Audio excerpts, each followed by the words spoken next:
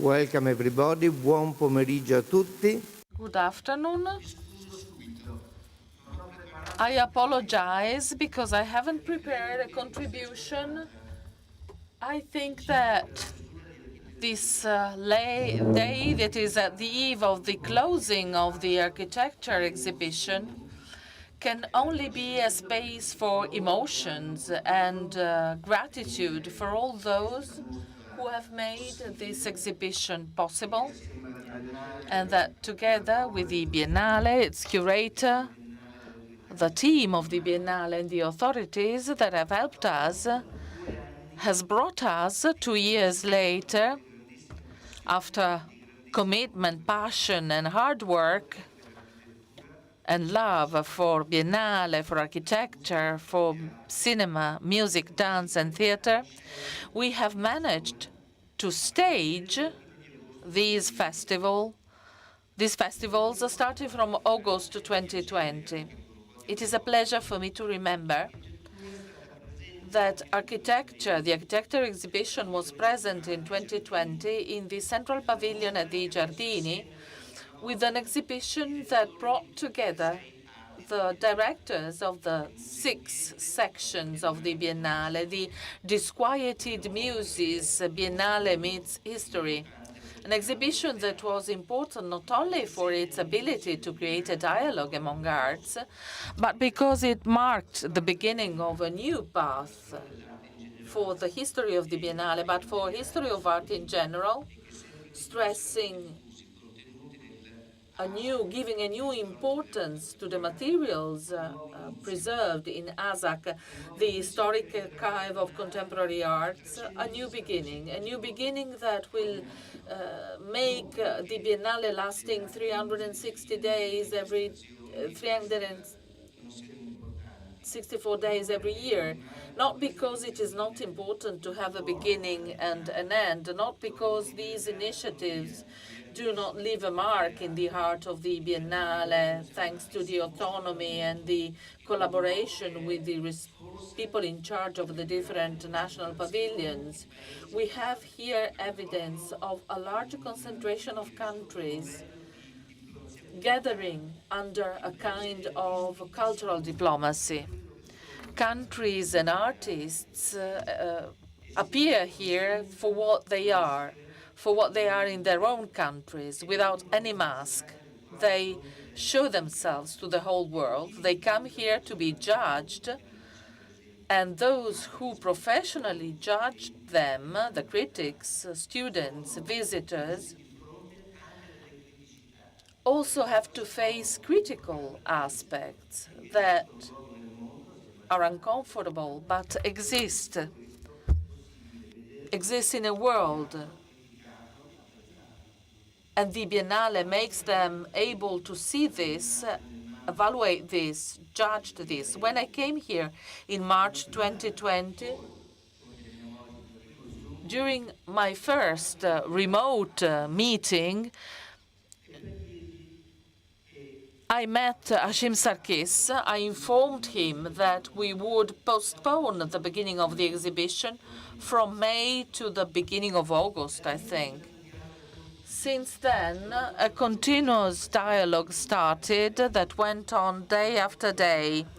Together with the commissioners of the different national pavilions, we updated our situation, and in the end, we had to decide that the architecture exhibition would not take place. It was a totally shared decision.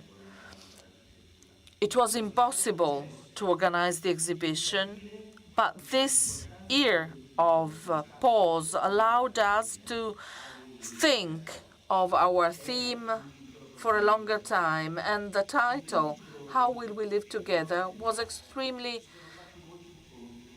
topical. During these days, during our meetings, we have also presented a catalogue of the history of the different architecture exhibitions from 1980 to nowadays.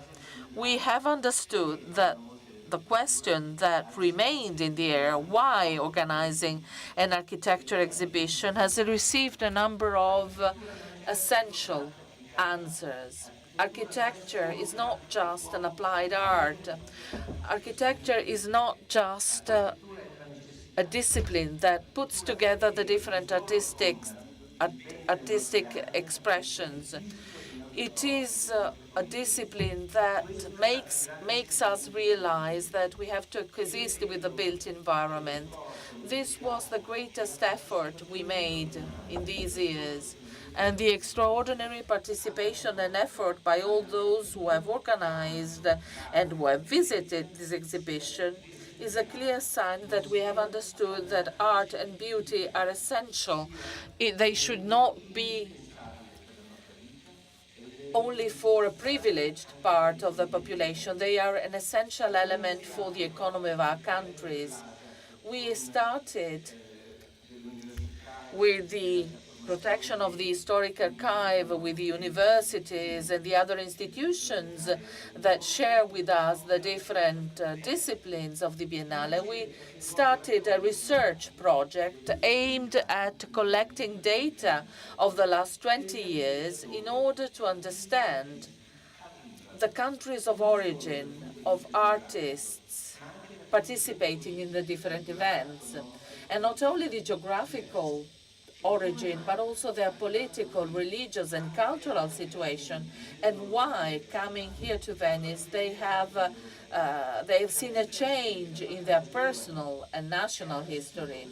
This research work made by students over the last 20 years will certainly give us a further understanding of how a different approach to exhibitions can be adopted with an essential formula. Can beauty and art change the world? We are convinced it can. Beauty and art, in order to appear, have allowed us to coexist with unknown monsters like a pandemic, like COVID. They've given us the strength to aim at a common objective, to do something together, something we hadn't done for a long time, and not only in some countries, but all over the world. We have been able to reveal some critical aspects, some problems we share.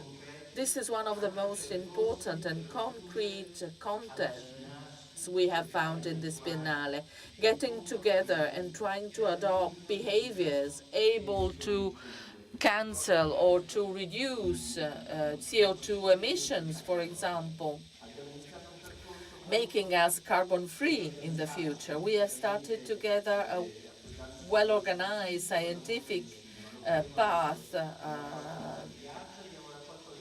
with this exhibition, with the next visual art exhibition. We will do so with the next architecture exhibition. All those who create, all those who organize, all those who will simply visit will stick to behavioral rules that we hope will be shared, so as we have had to share the restrictions required by the pandemic. Wearing masks. Behind masks, we have seen smiles. In the personal distance, we have felt this desire to be together. And we have realized that these measures are essential for us to be able to stay together. I would now pass the floor to Ashim Sarkis and to the other guests who will discuss the real content of this architecture exhibition. I will not make names, but I thank you all, the visitors, the organizers, the authorities, the institutions, all those that have made this possible in these 2 years. Tomorrow, I'm sure we will celebrate with figures a great success. Hashim, you have the floor.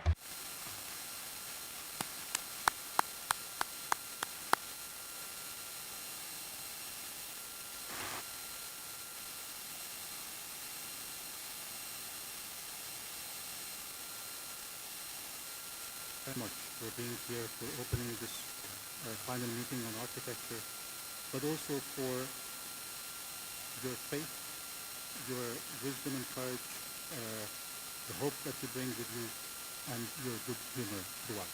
Even though some of the jokes were on me, but we appreciate your good humor all the time. I also want to turn to all of you to thank you also for your faith, your action, and your hope. Faith is, after all, acting ahead of evidence, and we all have faith in architecture and acted ahead of evidence that this event will take place, that we will be able to get together in Venice, we will be experience this exhibition, but also for your action in leading us to hope, because I believe that action generates hope, not the other way around. And in many ways, I feel that the success of this Biennale has been mostly because it has been a message of hope. Thank you also for the education really supportive of this Biennale. The schools of architecture have been, from the get-go, from the initiation of the Biennale of Architecture in the 1980s, the main supporter of the Biennales, both intellectually but also financially and in terms of human capital that they bring to the Biennale. Since the first exhibitions of Francesco Dalco and Aldo Rossi, the university has been a key protagonist and agent of the Biennale.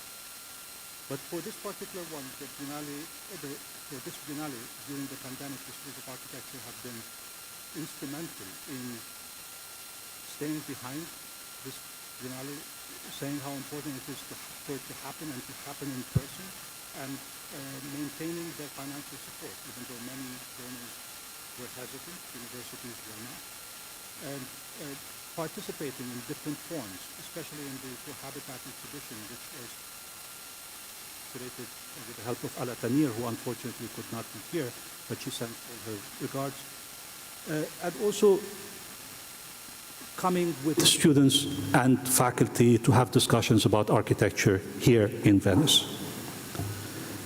We chose to close the Biennale not in the form of ending, but if anything in looking forward. And what better way to look forward than to think about the future of education. We were trying to position this particular session and knowing how many people are coming at the end and how many of you are in the world of education, it was Manuela Lucadazio, who's been a stalwart supporter of this Biennale, who suggested why not have it at the end. And so with the help of Roy Salguero, we put together the idea of 3 panels, and one on education and crises, one on education and the future, and one on education and the idea of living together. The content of the future of architecture education will be discussed with the 3 panels. But let me say a few words about the context, particularly the Biennale as a context, the Biennale as a space for learning and education. Firstly, the Biennale has been always the space of production, a space of production which started with the competitions that were framed by Dalco and Rossi, involving many universities, and a space where some experiential learning happens. Let's think about how many students have had their first experience of building something, an installation usually for the Biennale while they are students, and how many of these experiences of translating their ideas and drawings into projects, even though simulations of projects happened here. And this experiential learning dimension of the spaces of production that the Biennale provides also extend to the education of the general public, who, for many reasons, encounter a form of art for the first time in the Biennale, and therefore are able to think of the Biennale as a form of experiential learning. Secondly, the Biennale has always been a space of projection. We are, in the Biennale, always thinking of the future. And the Biennale has been, in many ways, synonymous with this idea that it is the space of projection of the future, and because of the connection with the universities, there has been a kind of direct connection with the idea of the avant-garde, that the place of the avant-garde is synonymous between the university and the Biennale with these events that happen here, where universities help project the future and integrate it into their teaching. The Biennale has been very instrumental in supporting that idea that education absorbs the future into the very teaching and methods of the students absorbing it, rather than learning knowledge from the past, the future is an integral part of their education. The Biennale is also a space for introspection. A lot of the exhibitions have been in the past about analysis, study of the past. The exhibitions of Ricky Burdett and Rem Koolhaas come to mind as very analytic and deep study of the subject matter in the involvement of students and faculty. But there's also a new dimension that Roberto Cicuto is heralding, which is the connection with the archive, and how the archive of the Biennale can become a living dimension of the Biennale, particularly through the collegio model that is being applied in the other fields, and hopefully it will be integrated into the architectural Biennales in the future. But lastly, I think as Roberta has already expounded, the Biennale is a space of convening and debate. And there's nothing that will replace that in the years to come. And there's nothing that can stand up to Venice as being the space where this happens for architects. If there was a School of Athens that inspired the idea of the university, the School of Venice definitely inspires the idea of the architectural school. And that connection, I believe, after having seen many of the other biennales, is the strongest in architecture. Why? Maybe we will find out this afternoon. But for all of the above, I wanted to thank you again for re-enlivening this Biennale and the space of Venice as a space for education. To introduce the panelists and to be our master of ceremonies for this afternoon, Giulio Benjaku is joining us. Giulio is an architect from Albania by way of Florida and MIT, and now a PhD student at Princeton. And Giulio has been a key player in this Biennale, supporting all of the activities, both in research, design, and development. And he will be introducing all the panelists this afternoon. Giulio, please fire us up.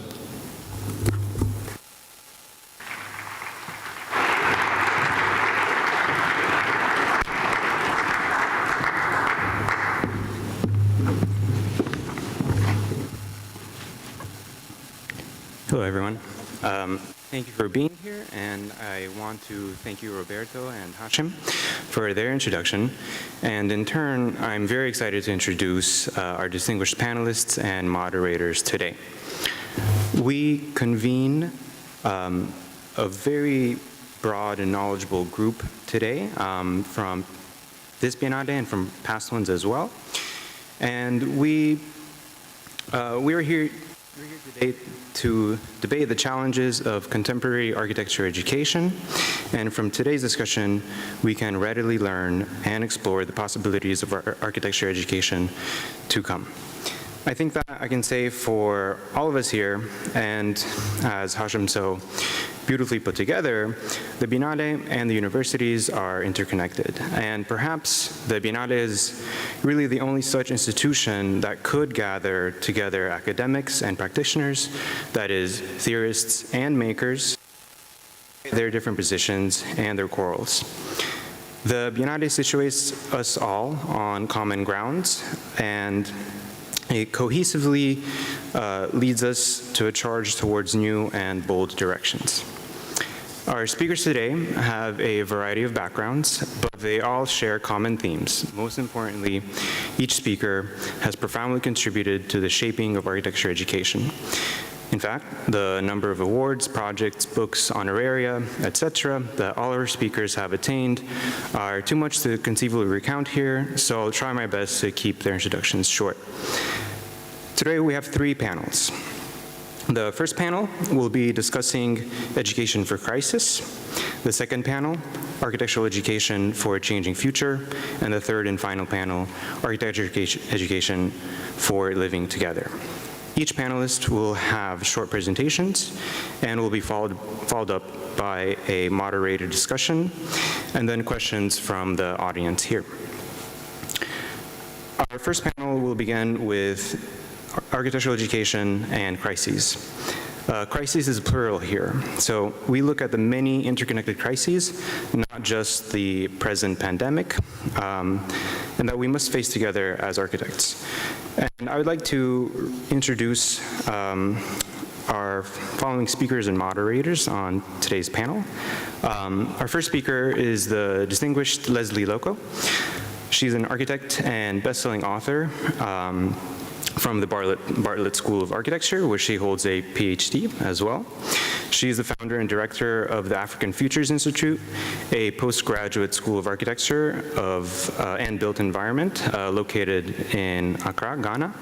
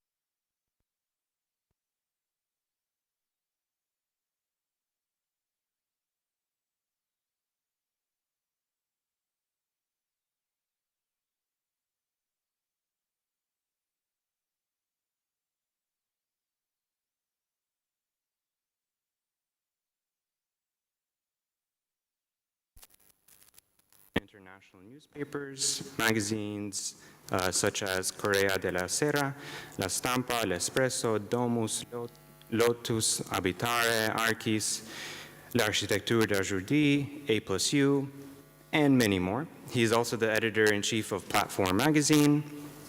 For 24 years, he was the editor of the series at Skira Publishers.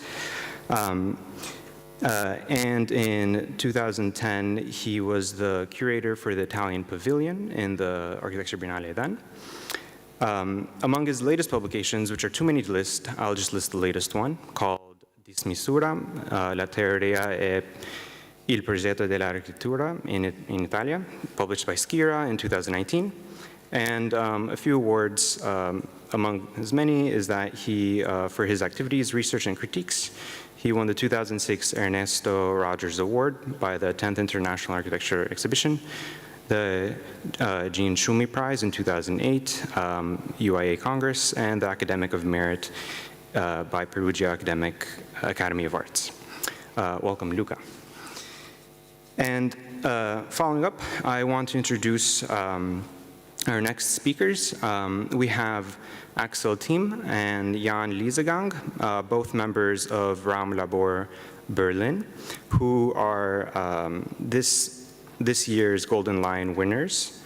Raum Labor was established in 1999, and it is a collective, collaborative practice of around 20 to 30 practitioners, with a core member of 9 long-term members, whose work sits at the intersection of architecture, urbanism, public art, and activism, often proposing playful temporary or speculative urban prototypes aimed at transforming the city, our collective imaginaries, and our different ways of doing in society. Axel is here with us, and meanwhile, Jan is hybrid today. He will be joining us online.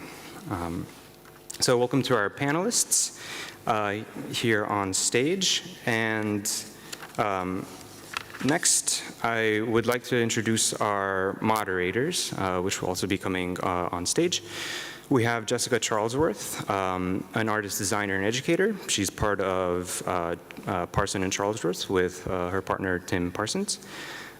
She's co-founder of the London-based art salon Alter Futures, and she lectures at the School of Art Institute of Chicago. She works across a variety of medias, and at Parsons Charlesworth, they create objects, exhibits, text, and images that encourage education upon the current and future state of our design culture. And lastly, our last moderator will be Roy Salguero Barrio, an architect and urbanist lecturing at MIT. He's currently the assistant curator of the Architecture Biennale. Roy is the founder and of the design practice RSAU, a member of Akhtar's Publishing Scientific Committee, and an editor of Urban Next online platform. He is also founder and member of the research collaborative ASIDE, and the author with Hashim Sarkis and Gabriel Kozlovsky of The World as an Architectural Project. Here on stage, we have all of our panelists for today's session, and welcome everyone.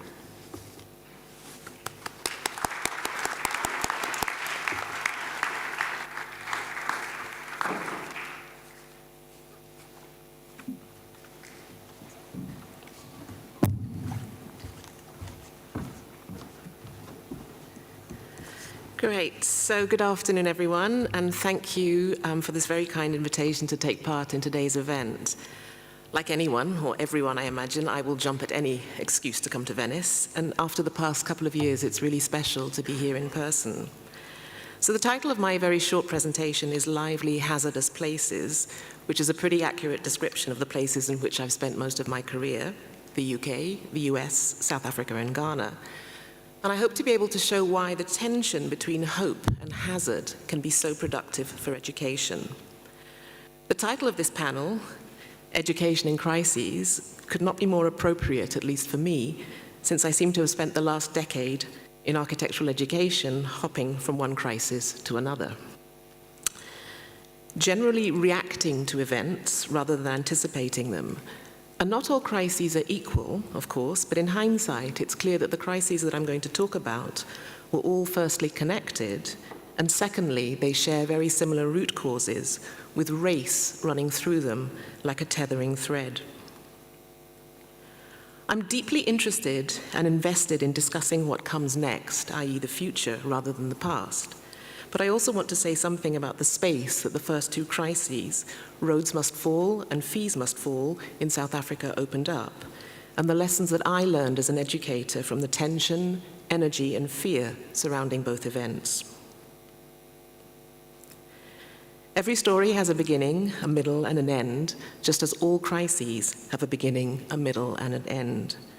For the most part, each crisis is preceded by a period of relative stability and predictability which the crisis interrupts. During it, there is chaos and disruption, and after it, there will be a different state to come.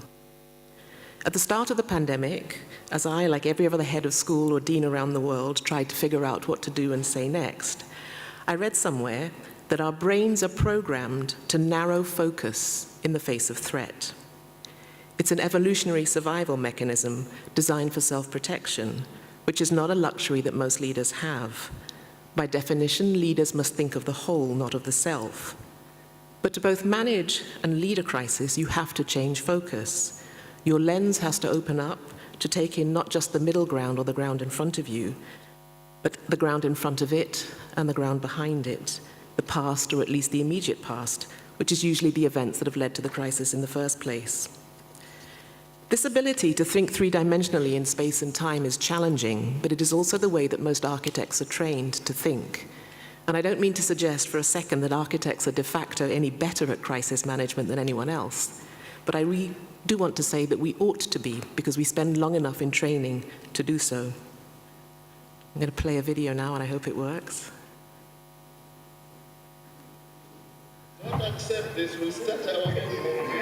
Students must fall.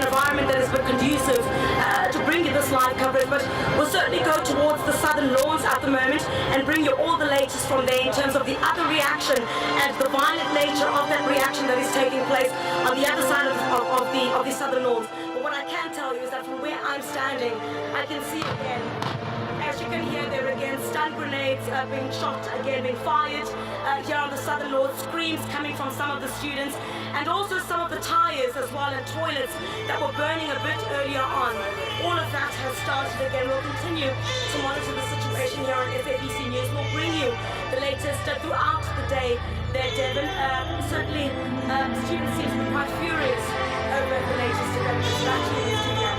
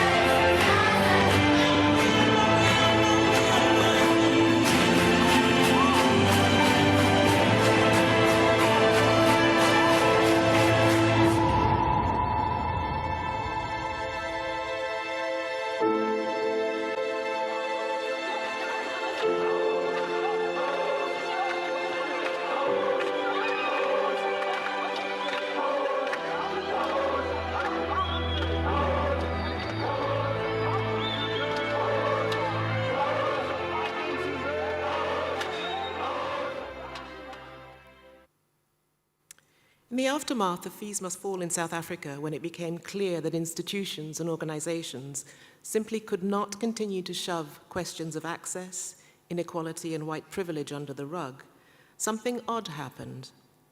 Rather than seize the moment as an institution, that is, as the whole, everything slowed down. Reaction times became longer, decisions were hard to make, most people procrastinated. I've since learned that those reactions are normal, actually expected. But the students did not react in the same way, particularly students of architecture. Roads Must Fall began with a monument outside a university building, so architecture was already implicated, but the students demanded more.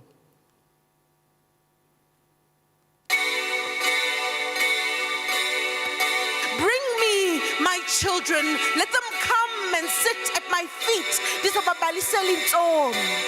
I want to tell them magnificent tales of how their fathers were heroes. Paint them a portrait of Isandlwane, then take them to El Obeid and Sheikh Khan. I want to journey with them to the beautiful forgotten lands.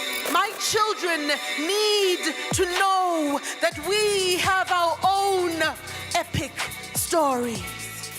So in bringing together this panel of speakers with their diverse disciplinary backgrounds, interests, and differing modes of practice, we were really interested in a range of disciplines that are somehow peripheral to architecture, like poetry, like psychology, like performance, disciplines that are not really at the center of architecture but have an enormous amount to contribute to it. So the idea of forgetting architecture came about because we wanted to forget the primary role of architecture and look to other disciplines. I would say that this kind of situation are very important for the students to understand how thinking differently is important to guide an alternative way of designing reality. So I would stress this kind of situation where, let's say, theoretical seminars and mid-term corrections and dialogue on project join together, just to let them feel that the thinking and doing is the same thing. I still think that we are living in a kind of a zero-degree age where all the things are not clear, and the burden will be clear probably in 2 generations. So we are entering a completely new phase, which is not at the 0 degree of modernists. We are not heroes anymore. We're just cleaning the soil to prepare the next seeding for the next generation. I was able to post a few of the videos that people had posted on Instagram.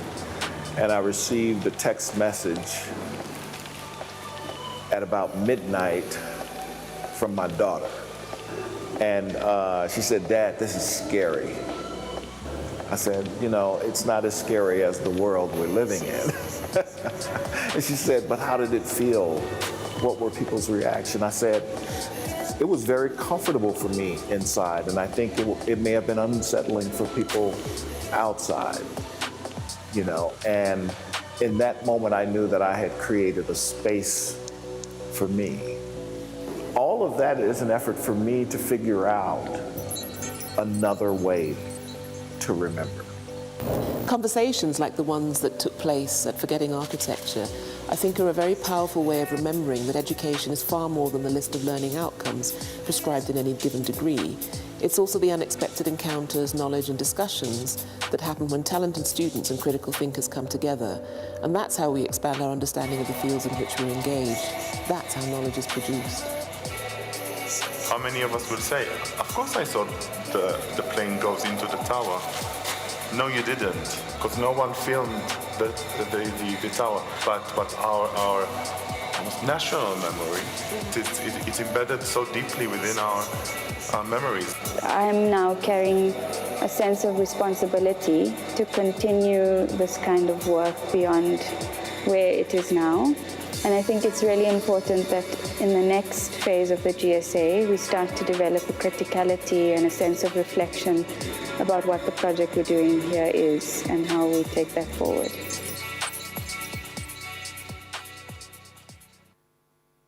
So decolonization and decarbonization are two faces of the same coin.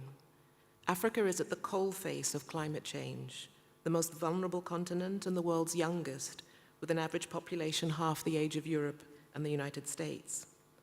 The line that separates the exploitation of natural resources and human resources has historically been blurred. But the events of the past 2 years, the protests and the pandemic, have suddenly thrust a whole range of issues into the limelight and foreground that education, particularly architectural education, has been grappling with in fits and starts over the past 20 years. And I personally don't think there is any going back, only forward.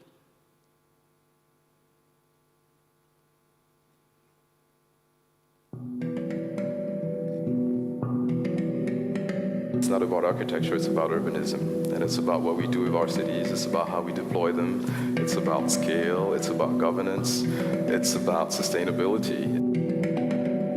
And we have to totally rethink the whole process.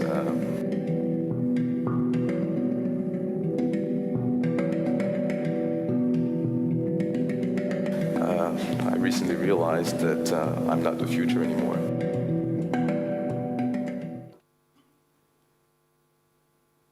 An American motivational speaker is an unlikely person to quote, but I first read this almost 30 years ago, and it's remained one of the most powerful lessons I've learned as an educator. The imagination is the most powerful and fertile tool of liberation we possess. Like Issa, I recognize I am no longer the future, particularly in the world's youngest continent. But as the founder of an educational institute, I do have a role and responsibility in suggesting what shape the future may take. Thank you.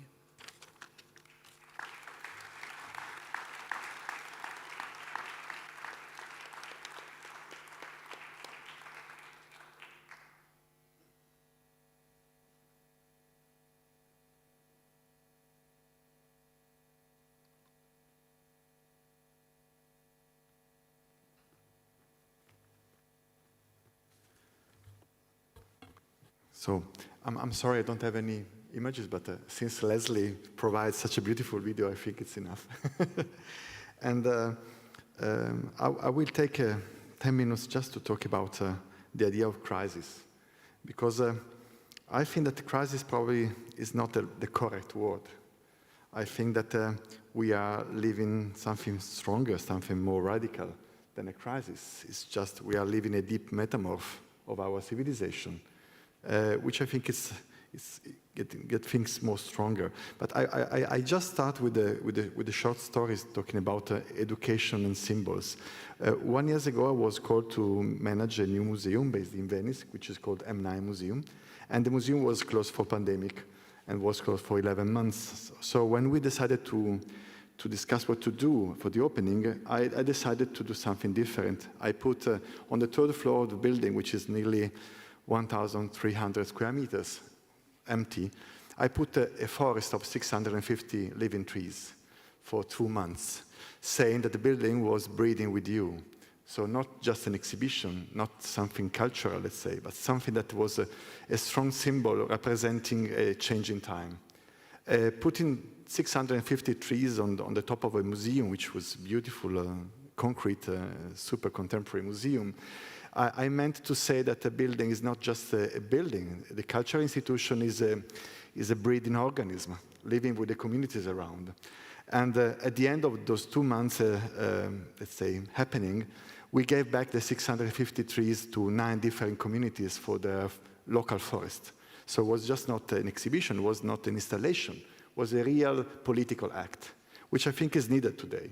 That's why I'm talking about metamorph, because I think that we are, let's say, our culture, which is, now we can say globalized, it's very difficult to say Western. Western is everywhere somehow.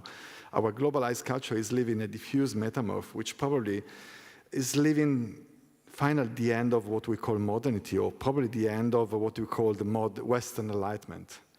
After 300 years, Western cultures is living the key words deeply under discussion. Words like democracy, words like patriarchal society, words like gender or nature, public, privacy, real, immaterial, is really under threat. All those words are not representing the reality we are living, and this is very important. So it's difficult to say a crisis. We had a set of crises from 9/11 to the stock market crisis to the pandemic, but then we can set up a series of our other local and peripheral crises that are showing something that is wider and more complex. So from this point of view, I think that it's very important to concentrate on that. We are facing a long metamorph. In the meantime, us as architects, education in architecture, I would say, is still mostly using tools and words that based on Vitruvio and Renaissance. We are still using the same words. I mean, we try to see modernity and avant-garde as a new era, but I think it's the last step after the Renaissance Revolution. So it's not the beginning, but it's just the end of 500 years of something. And this is very important to change the point of view. As Leslie said before, to focus, to change the focus. No?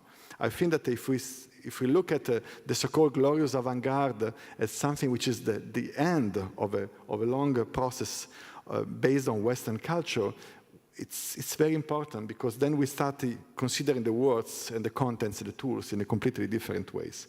So if we are living a metamorph, even the words are really based and are living a huge crisis. How can we share words that are not representing the change in time? I mean, most of the words we are using are still old, are still not representing basically the phenomenon society is living. And this is the main problem, because if we can't share the words, how we can have a common narrations, how we can have common tools to transform it. And this is basic, it's so important. And this is related to education at large, not only Faculty of Architecture, but education at large. And it's also related to the fact that if we don't start working seriously on words, we cannot get out of this situation. We just live in a kind of continuous present where we are hypnotized by being a perfect consumer without any critical approach, but without any possibility to get out of this beautiful golden dream. And so I think that we need to somehow to decolonize most of the word we are using. I'm using the word decolonizing properly, because I think that, words are product of a cultural situation, of a cultural evolution, and most of the words we are using are still based on contents and principles of the 20th and 19th century. So we need somehow to decolonize them. And this comes from basically from the universities, from places where you can stress the words, you can stress the contents, and generate a real laboratory of transformation. So what we need today, we need new words. I don't know if we need new words or new tools. Probably we need just to reframe the words we are using. We don't have to invent new words. I remember in the 80s and 90s, there was a set of books about a vocabulary of the new words for a changing world, which it was funny. It was a typical futuristic idea that you need something new to get into the new. But since we don't have the idea of future, since we are living a kind of present, I think we need just to reframe the words we are using, to reframe in a critical way, in a political way, in a completely using probably the pressure of the new generation. No? New generation today are really pushing for new values. What I feel with my students today is that they're asking basic questions about basics of life. This is very interesting to me. If we go through the final workshop for the final thesis, I remember in the 90s and the first decade of this century was like regeneration, transformation. But now students are asking about climate. They're asking about gender. They're asking about emotions. They are changing the words, talking about architecture. And for me, this is very interesting because new generation are really bringing pressure, strong question for different answer. And our role as educators is to listen, not only just to give. I think that we should start saying, I don't know. And then we start discussing together a common ground to find a new solution, instead of giving always a comfortable answer, no, for an apparently better world. So I think that this is one of the themes, and related to that, to this idea of living a kind of epistemological revolution, which is needed, which is related to something that it was also said before by Leslie, and by the poets. I remember the poem the poets in Joburg, when she said, we need new epic stories. I think the matter of the epos is so basic, because after a century which has been killing all the gods, all the epos, everything, we need to use words to reframe our epos, to generate a new form of poetry, which are political and existential, and trying to give new sense to what we are doing, to what we are living. So that's why today education is so fundamental, because I think that today only universities and the schools are the real place for transformation, are the real laboratory of transformation, where professors should give a step back and try to listen generation, but not giving up, just generate a new process of exchange and dialogue, which I think it's meant. Personally, I'm teaching in Italy, I'm teaching in the south of Italy, and I experience daily the immigration of the best students after the day one, after they got a degree. That they got a degree and the day after they leave. But they leave because they don't feel they have hope in the place, in their land. And this is what we are experiencing daily in the last 5, 10 years. So we live continuously the migration of the best brains from south to north, to somewhere, to east and west, whatever. But this is the impoverishment of some context, is the representation of a lack of hope, which is not given by education, which is still very good, but the context, which is not giving back any possibility for a changing world. So I think that today investing on universities means investing on the only place where you can have a true laboratory of freedom, of critical thinking, of a circular vision for a different world. So not anymore function, form, and boxing the words as we used to do in the last 200 years, but finally discussing about what does it mean working circular between living bodies, working on empathy, on sharing, on exchanging, on generosity, and considering the university as a place to start with, to start the transformation and the work on the walls. We need to face properly this metamorph and to, let's say, prepare the soil for the next generation. I think this is our role, to be proud and to be wild and to be generous, preparing the soil for the upcoming generation. Thank you.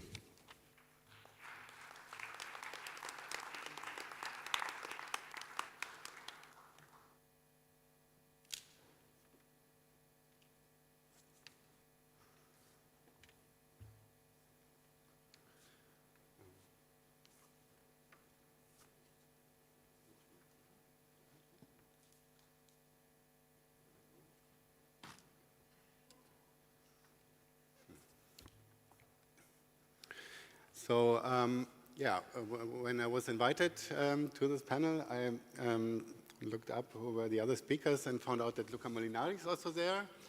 And I was thinking, oh, we've met before, and I then came to the conclusion that he was on the team that invited some architectural practices to competition for school enlargement in Reggio Emilia. And since this was kind of an awakening experience for me, I have to say, yeah, I want to talk a little about that. This is a quote of Christopher Dell. Raumneubau is constructing spaces in which people can exercise to get affected. And this is very much what I think is very connected to our practice in producing space together with other people. And also what I found when we had this workshop with this Reggio Emilia competition, I'd heard a lot about education theory and read a lot about it, but I've never really seen how it could work. And in this workshop, I could see it. So I just show you some images of those schools. This is actually all public schools that we visited. And it was in 2012. And this was also, yeah, a lot of crises happening, like the Iraqi war, Afghanistan war, and then the financial crisis, and all the consequences coming from that. And the first thing that I saw in the schools that it's a variety of kids from families from everywhere. I blurred this image a bit because I don't know if I'm allowed to show this in public. So this is one of the toddler classes of the schools that we visited. And then, yeah, maybe one thing, these schools were founded, or like this concept of education was founded by Loris Malaguzzi. And one of his sayings was that like the kids come to be alive with at least 1,000 languages. And in our educational system, or like in the general conventional educational system, there's only like 3 or 4 left in the end. So they're trying to do it differently. I just show they had this Architettura project within the school. So they collected all kinds of material from the forests around. And like all the places, all the different classrooms were called studios, ateliers. And they were all looked like laboratories of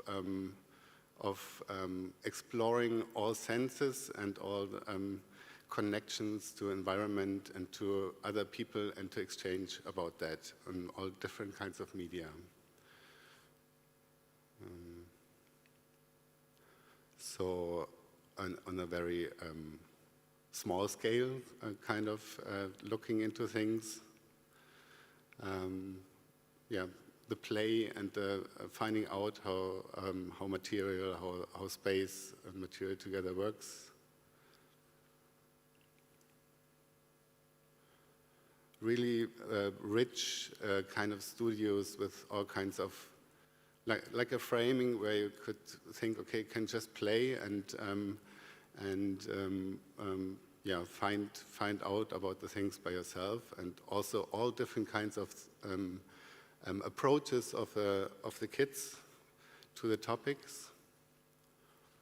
So within this project, it was about space, about material, about constructing. This is about like juices coming out of fruits, or odors like smells.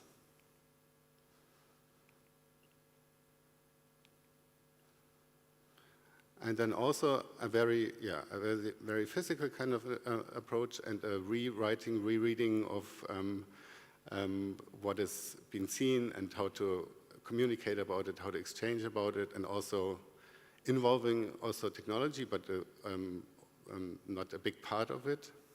Many, they used Photoshop and made photographs and drew after it.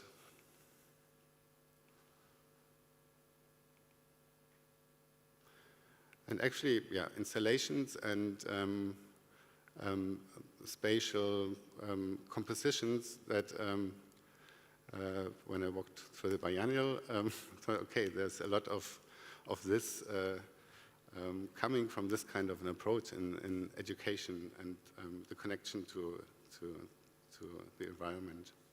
So I take the connection to our work now. So what they also did is like a project about water. This is a mapping of an environment, and a collective drawing came from that. And one of our projects, which is exhibited behind me, is Floating University, which is actually just from the site also very much connected to this water and environmental issue. I have to use some water. So this was a kind of a hidden place in Berlin, very, very unknown, next to the Tempelhof Airport, and actually a water basin where actually all the really dirty water of the street above, and also when the airport was running out from the airport, was collected and then put in the sewage, in canalization. So every time the canalization would overrun, this basin would run full. This is in a state where there is not very much water in it, and maybe you can imagine from that image, it's all muddy and quite stinky and kind of getting gases out of the mud. And here it's in some kind of an in-between state. But when it runs full of water, it can be a very idyllic place where you think, okay, in the middle of the city you have this kind of idyllic nature place, which it is not, because it's all like poisonous and bad water quality. But the water issue was like one of the first topics within the university. You can read maybe a sign, "Welcome to the floating contamination." We had a cooperation with a PhD student who was researching on water systems and cleaning water systems and all this. So part of this architecture was built actually with this topic, and around it you have this water wheel, which gets the water out of the basin and then pours it onto the roof.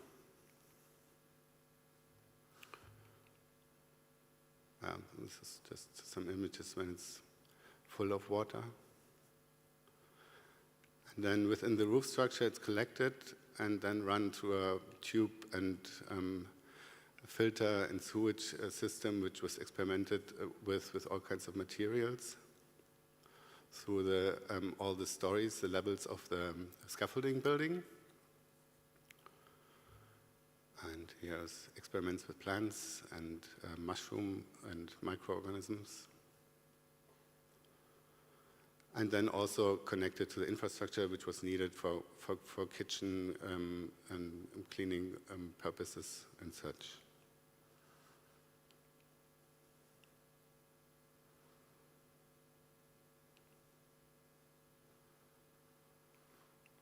Yeah, and from then on, I mean, this was actually planned as a project, or only funded for 1 year, and now it's, I think, in the 3rd or 4th year. So we're trying to keep it up as a platform, educational platform. Meanwhile, there's connections to universities all over Europe, and also initiatives from the city, the neighbors that do projects and interfere with each other. So just to an example, there was this Floating Thursday where there was bar swimming and then open barbecue. Then the then starting climate care program was showing for the first time. Children's circus, Kabuvazzi, did some venues there, and then initiatives from the neighborhoods. Another example, which was actually not planned as a university, but for me it really became one. That was in 2015. The project was called Shabby Apartments, and this was also in one hand connected to the financial crisis, which also led to really exploding prices in the city, in the inner city of Munich, so that even middle-class families couldn't afford a living there anymore. And when we started the project, or when we started our temporary university there, the camp for the shabby apartments, it was at the same time, the time when on that weekend around 15,000 refugees over the so-called Balkan route arrived in Munich. I had in advance a half year of, I was guest lecturer at the TU in Munich, and with the students there we designed and constructed actually the school for what was happening then. The whole project was meant to be a setup of temporary mini apartments without using any new material in the city of Munich. So there was a competition, 300 people applied, and in the end we picked 25 winners that were allowed to, or that then could build their apartments. So it was 120 participants in this school for temporary architecture. This is what it looked like on the first floor. We had all the sleeping amenities. And then on the ground floor, kitchen, gathering spaces, wellness area with sauna and whirlpool and all those kinds of things, and then the workshop and tools for building up the temporary apartments in the city of Munich.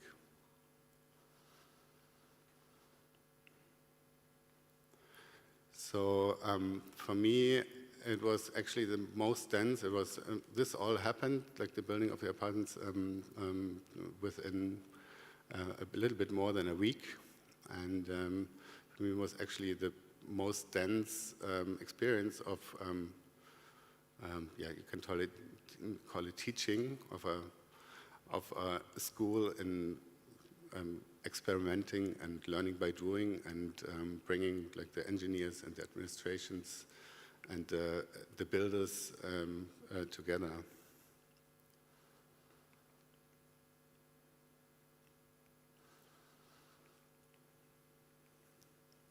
So, yeah, and actually all the material, this was a cooperation with the Kammerspiele in Munich, a theater, a big theater in Munich. All the material came from plate pieces, like the stage designs from plate pieces, so it was just taking off the storage of the theater. So after these apartments are built, I just show some pictures of them. There was a six-week period where the performative part of it started. The apartments were rented out to people, and they would live in those very minimal apartment spaces within one of the most expensive cities in Germany, in the city of Munich. So this is this was actually designed by Mukpezet, who did, I think, the second last biennial. The German pavilion was curating it. This is just a leftover space in a U-train station, and very scarcely furnished.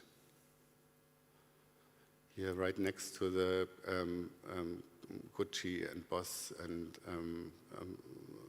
high-class design fashion shops, a little apartment made of thrown-away clothes.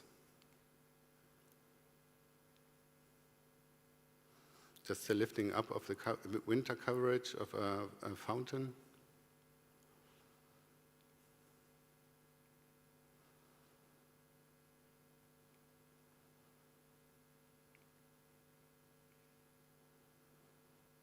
An apartment made of old bath sinks.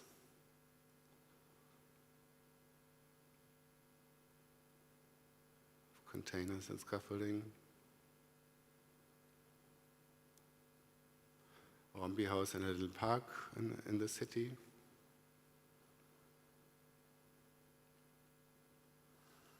And this is just a little bit of a change of a storage of gravel for the winter services.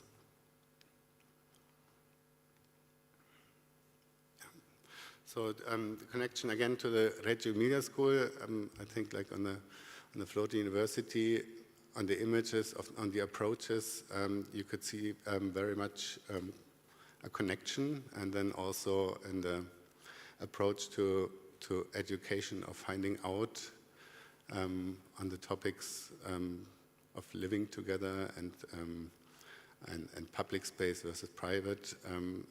It's very much approach within our practice to take education out of the institution and to experiment by doing and to really get into the physical space. And by this experience and also the exchange and the communities that are built by this practice, I think this could also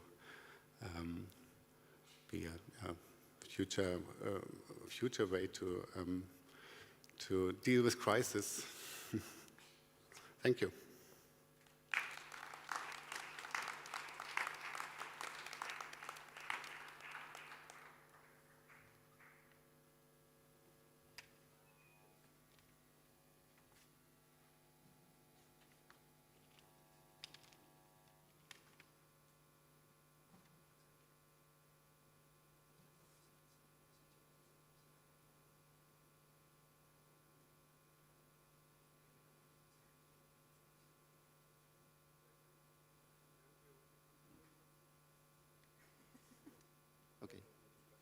Okay, that's good.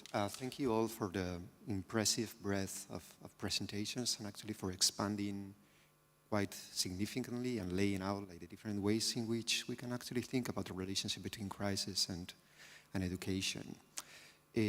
How do you want to make it? Jessica, would you like to start with some questions? Do you want me to go ahead? Sure, I can have a little question. Thank you everyone for these incredible presentations. It's been a real insight for me as an educator. Can everyone hear me? Okay, good, excellent. Yeah, it's been very inspiring to think about. I teach in the US, and I teach very much about students, helping students think about design and futures and the emerging impacts of technology in the sort of mid and long term of our sort of possible futures. So I'm always looking for opportunities to understand more about how can educators facilitate, enable, encourage students to really develop this language that Luca talked about, this new language, a new set of tools to develop opportunities for provocation and exploring these unknown future imaginations. So how can we help students actually do it?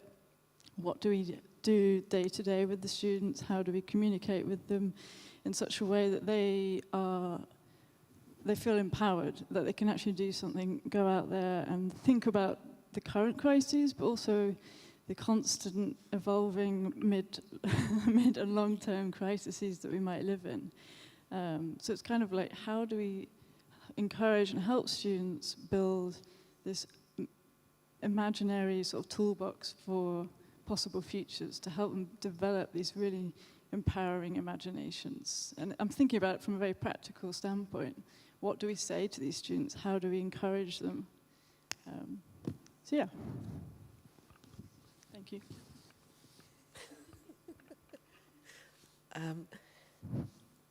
I think for me, one of the key light bulb moments was when we shifted, I'm thinking about the school in South Africa, we shifted the relationship between student and professor to a dialogue. So we always had two teachers present with one student. It was a very expensive way to teach.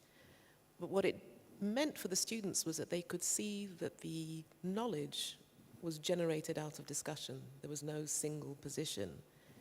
And it's quite a tricky thing because on the one hand, as the professor, the person professing, de facto you're in possession of knowledge, but actually creating the conditions in which you make knowledge together is risk-taking, because what emerges may not be useful, may not even be relevant, but somehow the process is the important bit. And I think education is seen very much as a product, and actually there is no product. The process of educating is the thing itself, and I think universities are very badly set up to understand that.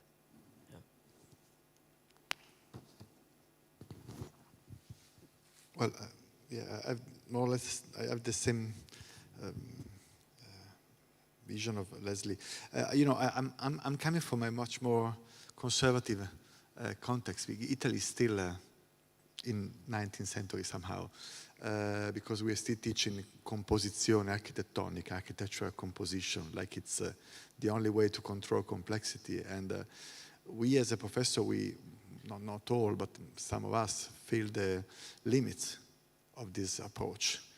And so I'm trying to upside down the concept in my courses, knowing that it's impossible to fight against a kind of bureaucratic determination of titles and numbers, and it's. So I work from the basics, and what I'm trying to do, since our school are very good because we have still a humanistic approach, which is not technical at all. We have completely the opposite approach. So, but what is not, what is never explained to the students, that first of all, before being designer, they are human beings, and so I'm trying to work on the awareness of the personality of the students. So every time we start with the process, like design a house like your self-portrait, no? So you oblige students to think first to themselves, to their desire, to what they have, to what they can bring in listening reality, being first of all a human being and then an architect, which I think is very much important, because then if we discuss as human beings, we are the same and we share stories. So we move from a cathedratic approach to the exchanging of experiences that generate the kind of let's say discussion that is which is not meant today to reframe words. No, if you are not listening, students, you are not able to understand which are the emerging questions that are part of the discussion today. So I think that one of the way for me is to reframe politically the elements from the basics in every day, in every course. Yeah. I'll just say it's not very polite to jump in, but that's why I would say that crises are really important, because the crisis generates a condition that's outside of the norm, where these kinds of interactions can take place. Yeah, I would agree to that. I would think that that it's really important, like in institutions, to rather set a framing, which I'm also try to say, okay, there's a frame for the kids in school already to explore, and there's only a little input, and a lot of that happens by itself. And I think it's the same then later in the universities in architecture education, that yeah, it's about to generate freedom to explore themselves, which is at the late stage, like after school, for many people, very, very difficult already, I think. And like in projects like the Shabby, there were students, there were teenagers, and there were older people and architecture professionals, and you could see, like within the 120 people, the 25 groups, where they came from in terms of education and how they would approach. And you could sense that it's very difficult if there's like this top-down education for them to find out in a surrounding like this how to deal with it and how to find their way.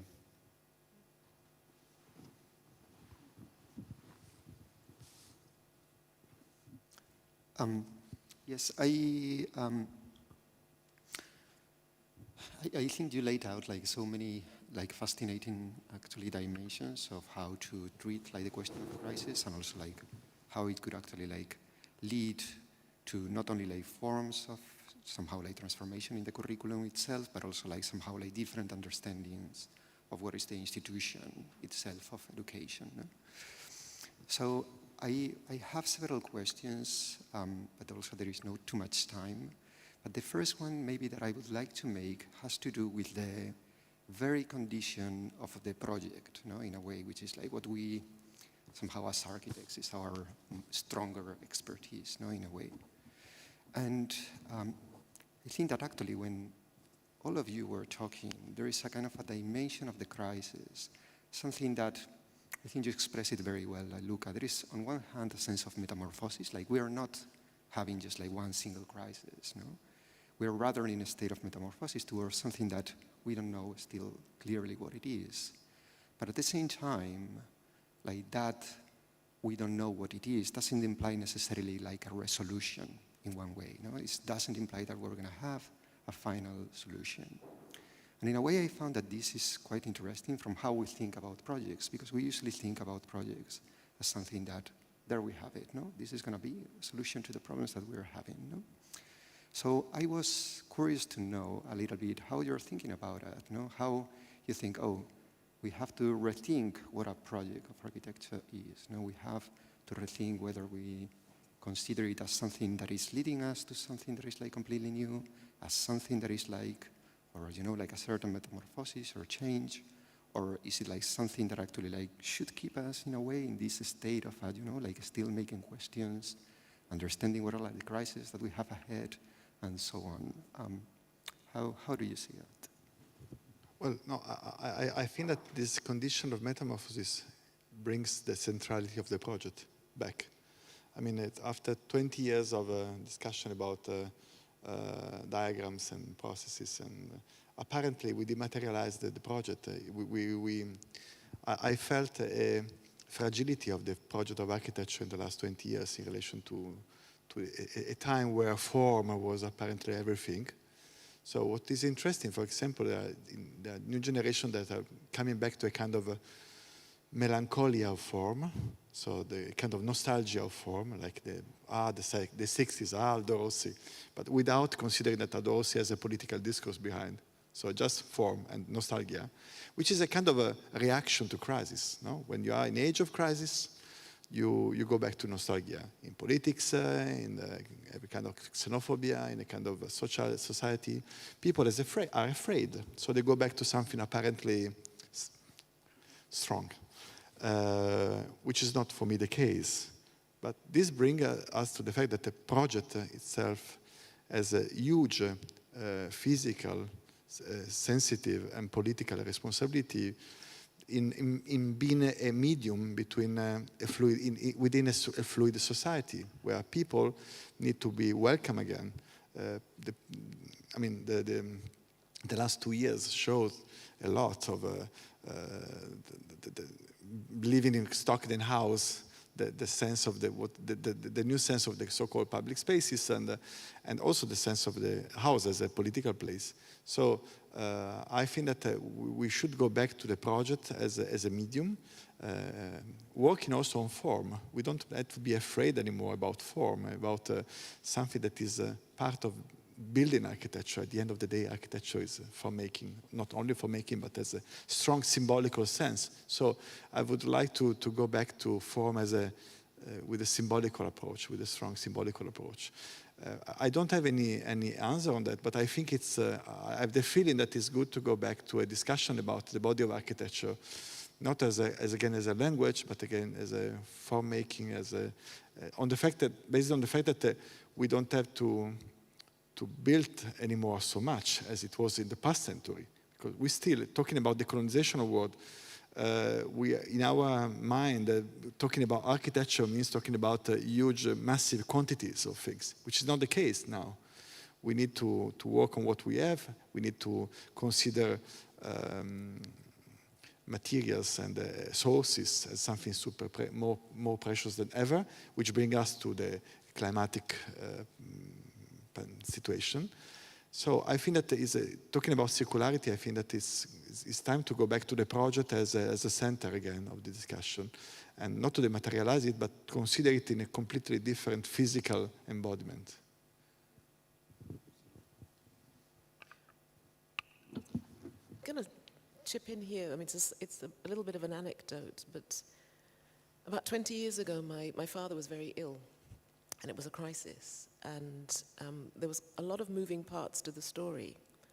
And we sorted out the problem, and when I returned to the United States, I was teaching at the time, I had to pick up Zaha Hadid from the airport. And I was still very much in panic mode and kind of talking endlessly about, the complications of the crisis. And she listened to me for a while, and she said, and it was a very profound statement, she said, "You think like an architect. You think three-dimensionally. Like whatever you think about building, whatever your insecurities are about building, I can see that you think like an architect." And there was something about understanding how we are trained to think that seems to lead itself beautifully to crises. And I realized that what I was doing in that moment was thinking through things, thinking around, going underneath. It's a very common way to think about it. But when we talk about education in crisis, I think what we don't often understand is we have to know how to think about it. The solution, I think, comes out of the manner in which you approach it. And for some alchemic reason, there's something very, very powerful in the way architects are trained to think that I think is really good for a crisis. So if we can't come out of the past 2, 5, 10 years, because they have been a series of crises, without a new agenda for education, I think we will have failed as architects.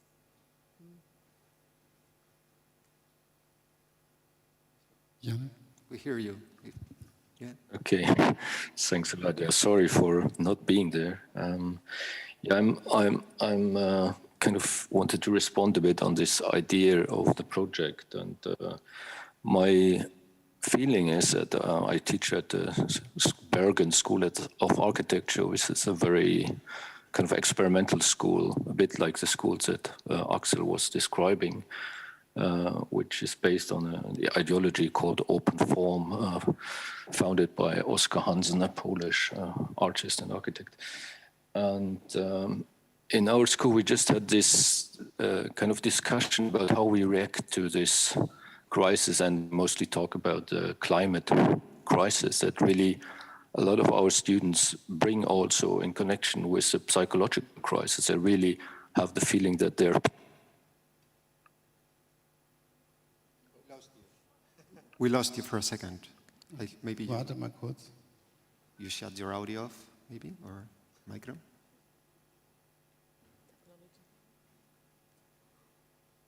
Oh. Yeah, maybe there's a connection problem for a moment. Yes. So maybe we can actually, considering that he's not connected at the moment, maybe. Are you back, Jan? No. We don't hear you. No sound. So. Yeah, I can try again like this. Now we hear you. Yeah. Yeah, I'm very sorry. Yeah, I make it very quick. I was just saying that in the university that I work in Bergen, that we had this discussion with the students on how to react to mostly the ecological crisis, or the climate crisis. And one thing that I found out was that the students really are kind of willing to extend the idea of responsibility of the architects towards many fields. And this is maybe a bit in contrast to what has been said before, that they really want to extend the project towards that we really look what our project, what the architecture really does in society. It does in terms of the real estate market and in terms of exploiting resources. And I see this as a very kind of optimistic sign that this new generation they may be very willing to maybe give up a bit on the idea that the architect is the one who brings in everything in one project and delivers this perfect solution, but that the architect becomes a kind of manager of all the kind of resources and of trying to yeah, to find a more kind of sustainable way of creating space and uses all its skills of being able to handle complexities in this way. Thank you, Jan. Maybe, I know that we already ran out of time, but maybe we can pick one question from the audience. Would that be okay? No? No way? Yes? Yes or no? Only one. Fantastic. Do we have a micro or any question? I don't see anything from... Okay. The light goes away. Yes, there is a question there.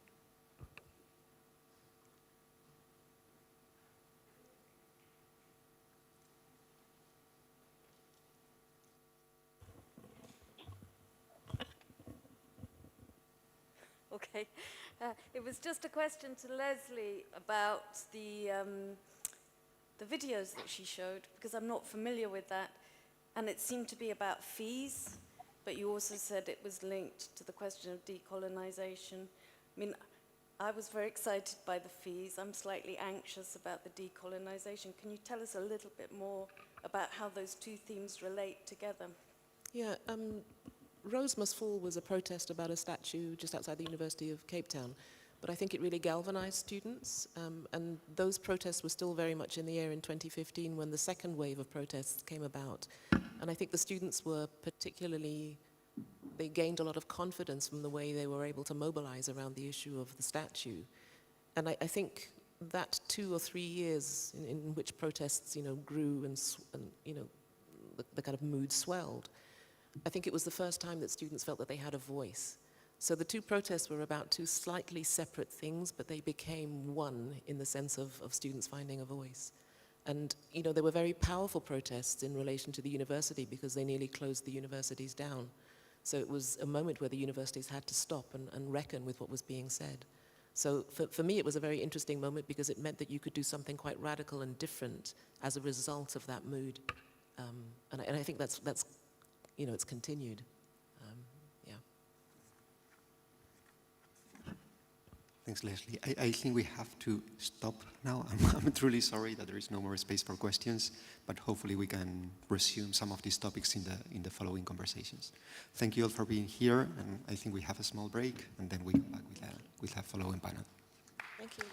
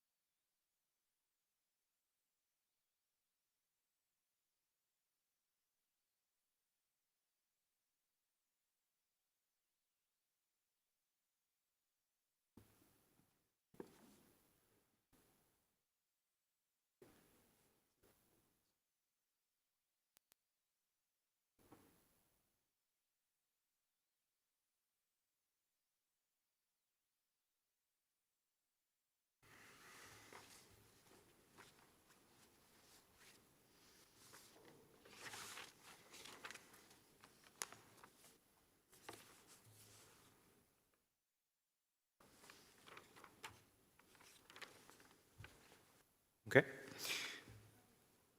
Welcome back, everyone, and thank you to the first panelists for their great presentations. And we learned from Leslie that we need new perspectives. We learned from Luca that we need new definitions and redefinitions. And we learned from Axel and Jan that we need new tools. For the follow-up session, panel 2, we continue the thread from crises towards new futures. In the second panel on education for a changing future, we address what is changing in architecture and how do we make new futures. We begin with the following speakers. First, we have Momoyo Kaijima. She's the founder of Atelier Bow Wow with Yoshiharu Tsukamoto, and she received her master's degree from the Tokyo Institute of Technology. She has served as professor at the Art and Design School of the University of Tsukuba for over 20 years, and since 2017 she has been serving as the as the professor of architecture behaviorology at the ETH in Zurich. While engaging in design projects of houses, public buildings, and station plazas, among many other things, she has conducted numerous investigations on the city through architecture, with books such as Made in Tokyo and Pet Architecture. She was also the curator of the Japan Pavilion at the 16th Architecture Biennale. Next, we have Nader Tehrani, the founding principal of NADA, a practice dedicated to the advancement of design innovation, interdisciplinary collaboration, and the intensive dialogue with the construction industry. Nader is also the dean of the Irwin S. Channon School of Architecture at the Cooper Union, and his work has been recognized with notable architectural awards. Most recently, for his contributions to architecture as an art form, Nader is the recipient of the 2020 Arnold W. Brunner Memorial Prize from the American Academy of Arts and Letters, which is the highest form of recognition of artistic merit in the United States. Our third speaker is Eyal Weizmann, and he's the founding director of Forensic Architecture and professor of Spatial and Visual Culture at Goldsmiths, University of London. Eyal is the author of over 25 books. He has held positions in many universities, including Princeton, ETH Zurich, the Academy of Fine Arts in Vienna. He is also a member of the Technology Advisory Board of the International Criminal Court and the Center for Investigative Journalism. In 2019, he was elected the Life Fellow of the British Academy and appointed member of the Order of the British Empire, MBE, in 2020 for his services to architecture. In the same year, he was elected as a Richard von Weizsäcker Fellow at the Bosch Academy. This panel will be moderated by Hae-Won Shin, the curator of the Korean Pavilion at the current Biennale. She initiated the National Pavilion Curators Collective, which has grown into a coalition of architects and currently includes the curators of the 48 of the national pavilions participating in the Biennale. Hae-Won is based in Seoul, and she founded the architecture practice Local Design in 2006. She was previously professor at the Korean National University of Arts and the Chinese University of Hong Kong. Hae-Won has been involved in many international architecture exhibitions and curatorial events, including the Anyang Public Arts Project in Korea and the Out of Ordinary in London. And she has her own history here at the Biennale, being part of the 10th Architecture Biennale as a participant for the National Korean Pavilion. And our last moderator is Nicholas Demancho. He's the head of architecture at MIT and professor there. He is the author of Spacesuit, Fashioning Apollo, and Local Code, 3,659 proposals about data, design, and natures of cities. He has an architectural practice called Modem, founded together with Catherine Moll, who is an architect with a decade of experience leading the design and construction of net positive energy buildings and award-winning adaptive reuse projects in California. Together, at Modem, they use architectural tools to transform objects, environments, and urban situations, strengthening or improving connections among building cities and ecologies. And with that, we would like to begin the second panel, first up with Momoyo. Welcome, everyone.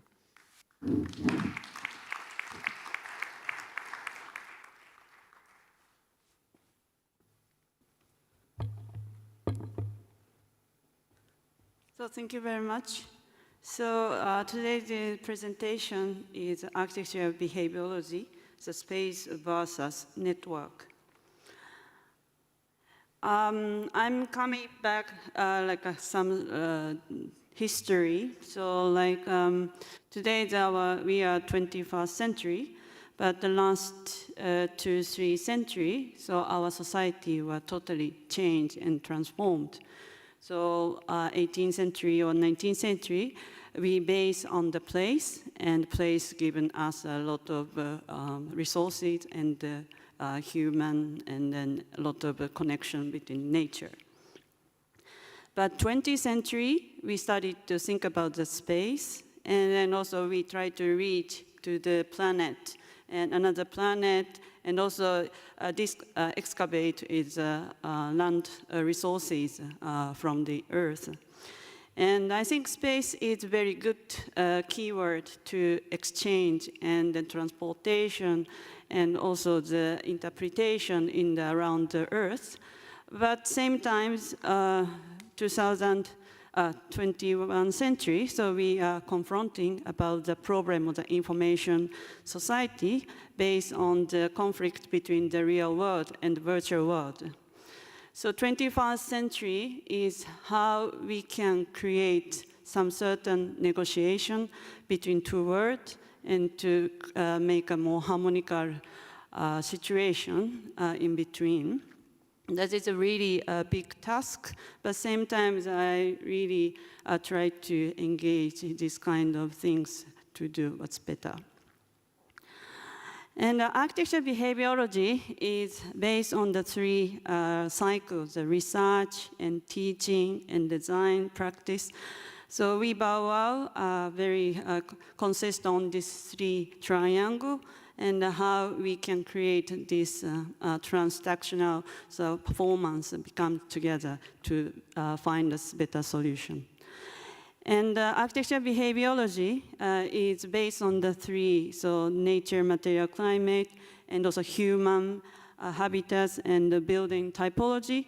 So they are meaning of the based on the form and what the meaning, the form of the architecture, if we could have a literacy of finding the form and understanding the form. So this is also very important, the skill and the knowledge as an architect to find out what we are confronting in the society. And 2000, I published with other two, Yoshiharu and also Kuroda. So we published one book, it's named Made in Tokyo. We are very young and we are very motivated to kind of counter a proposal to the master architect, how we can found the interesting life in a banal and anonymous building from the city, Tokyo. And because Tokyo had a very interesting density and creates a very nice emotion and also passion to live in the city after World War II. So this is a kind of collection of the Japanese Tokyo year, how we reach the better life in that moment. And after almost 20 years, after this Made in Tokyo publication, we received a lot of exchange from all over the world. My friends, same generation, or younger or elder, so many architects and researchers to bring us some of their results. And of course, some of them didn't know what we are doing. But anyway, so tendency, I think, that's last 20 years, the city and were changed, and also information was coming into our life. So that's why so everybody tried to find a map about our circumstance to understanding of the society and the earth itself. So 2018, I tried to collect a very interesting example from this amount and then to exhibit in Japan Pavilion. And we categorized 4 different topics. It was done by the Logan Stoldat and Yu Izeki together to categorize 4 words through the drawing and architecture by pronoun. And then, so we did this understanding. And also, this drawing is also very strong power to make a platform for understanding each other. And also, artists, and designer has some skill to illustrate what we found in our daily life. So that's why we really pushing in the drawing, but same time I don't put any comment around because drawing can tell you a lot of things.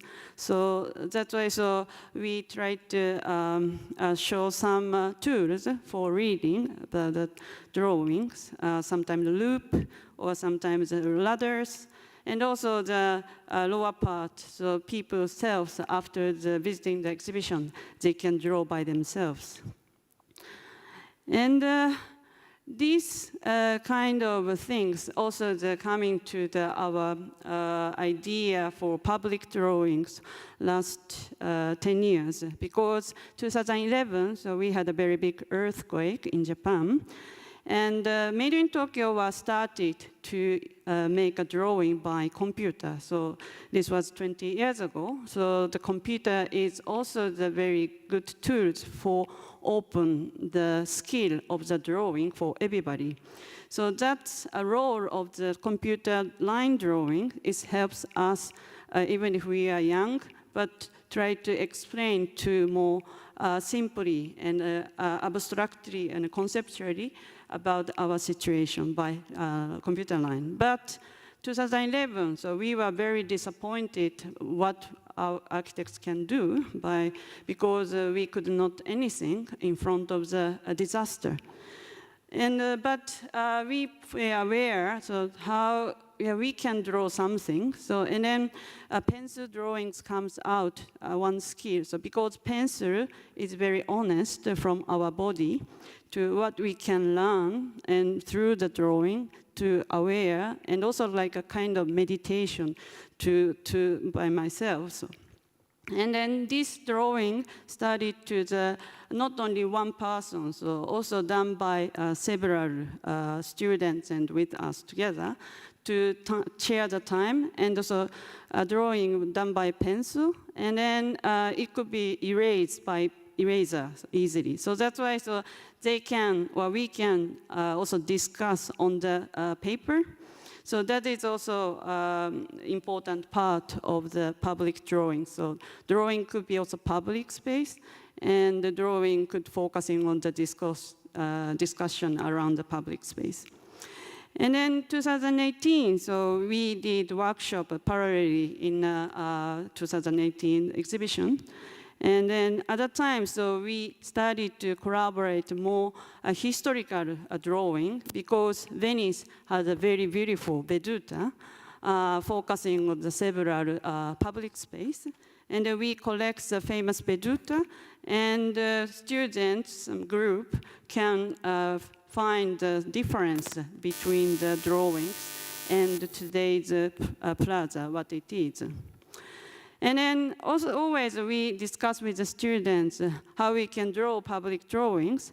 Firstly, so important is observation of the place. So resources, what is the resources, and what is the behavior, and what is the change today in history. And secondly, so students pick up the topics, what is a good topic for explain.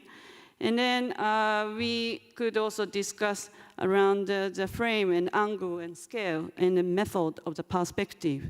Because every perspective has a meaning, what for to draw and illustrate.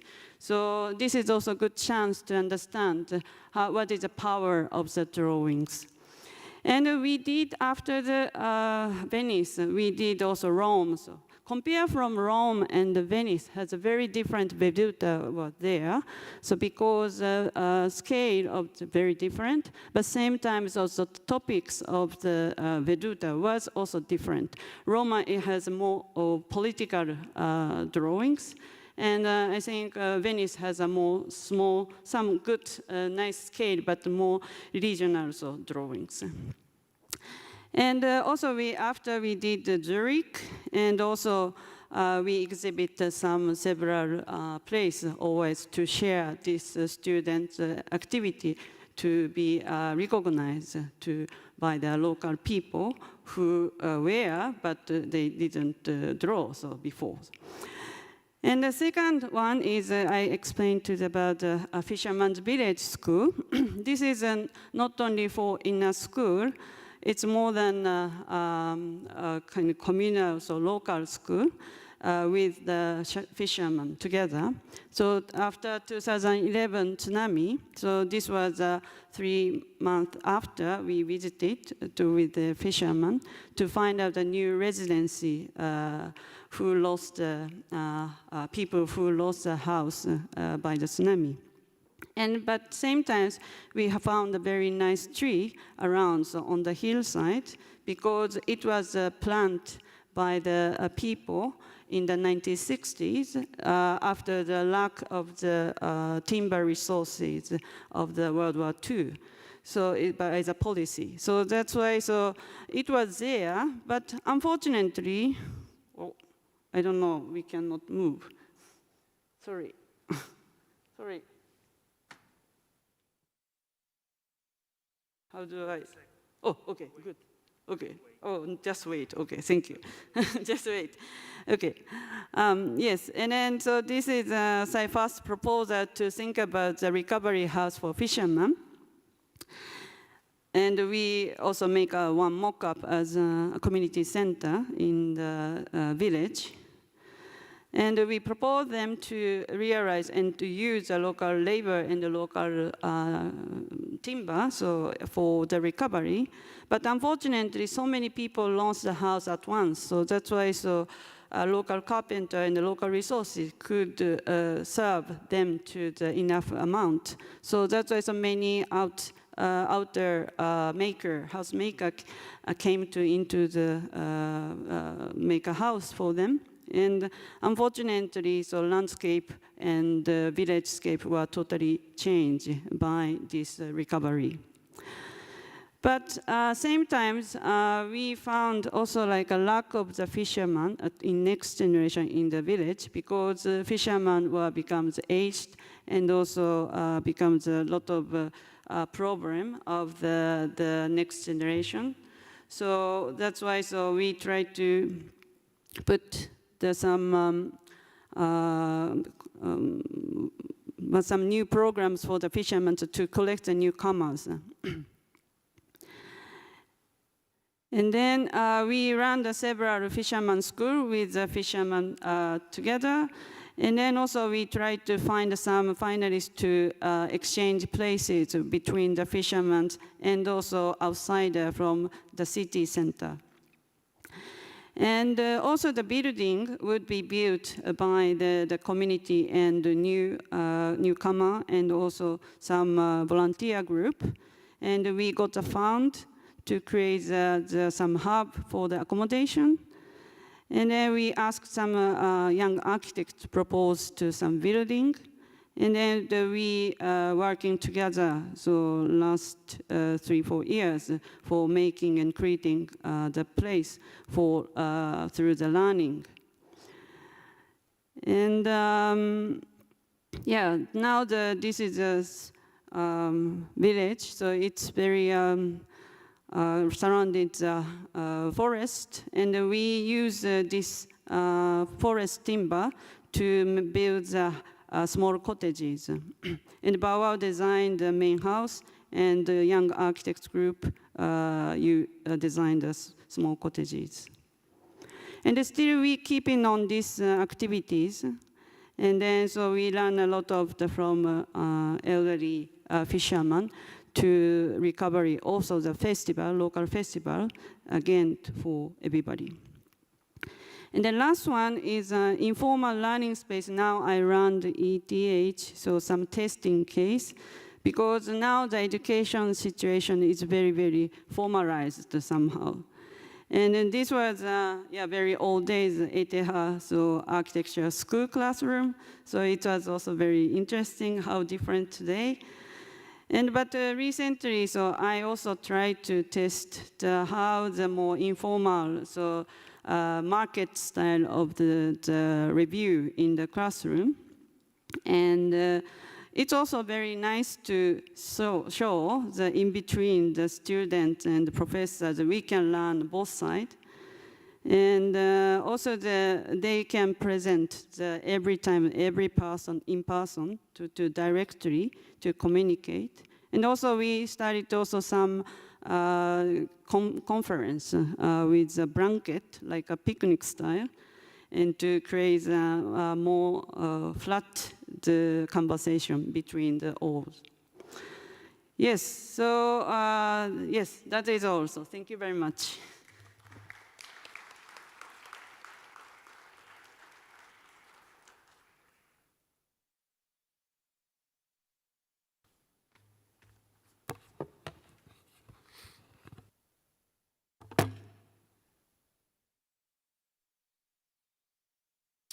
Good afternoon. It's a pleasure to be here amongst all of you and last closing out what has been an unprecedented Biennale in many ways. I'd like to begin at Cooper Union, my new home as of some 6 years ago, a place where the education of an architect has remained a persistent question throughout the years.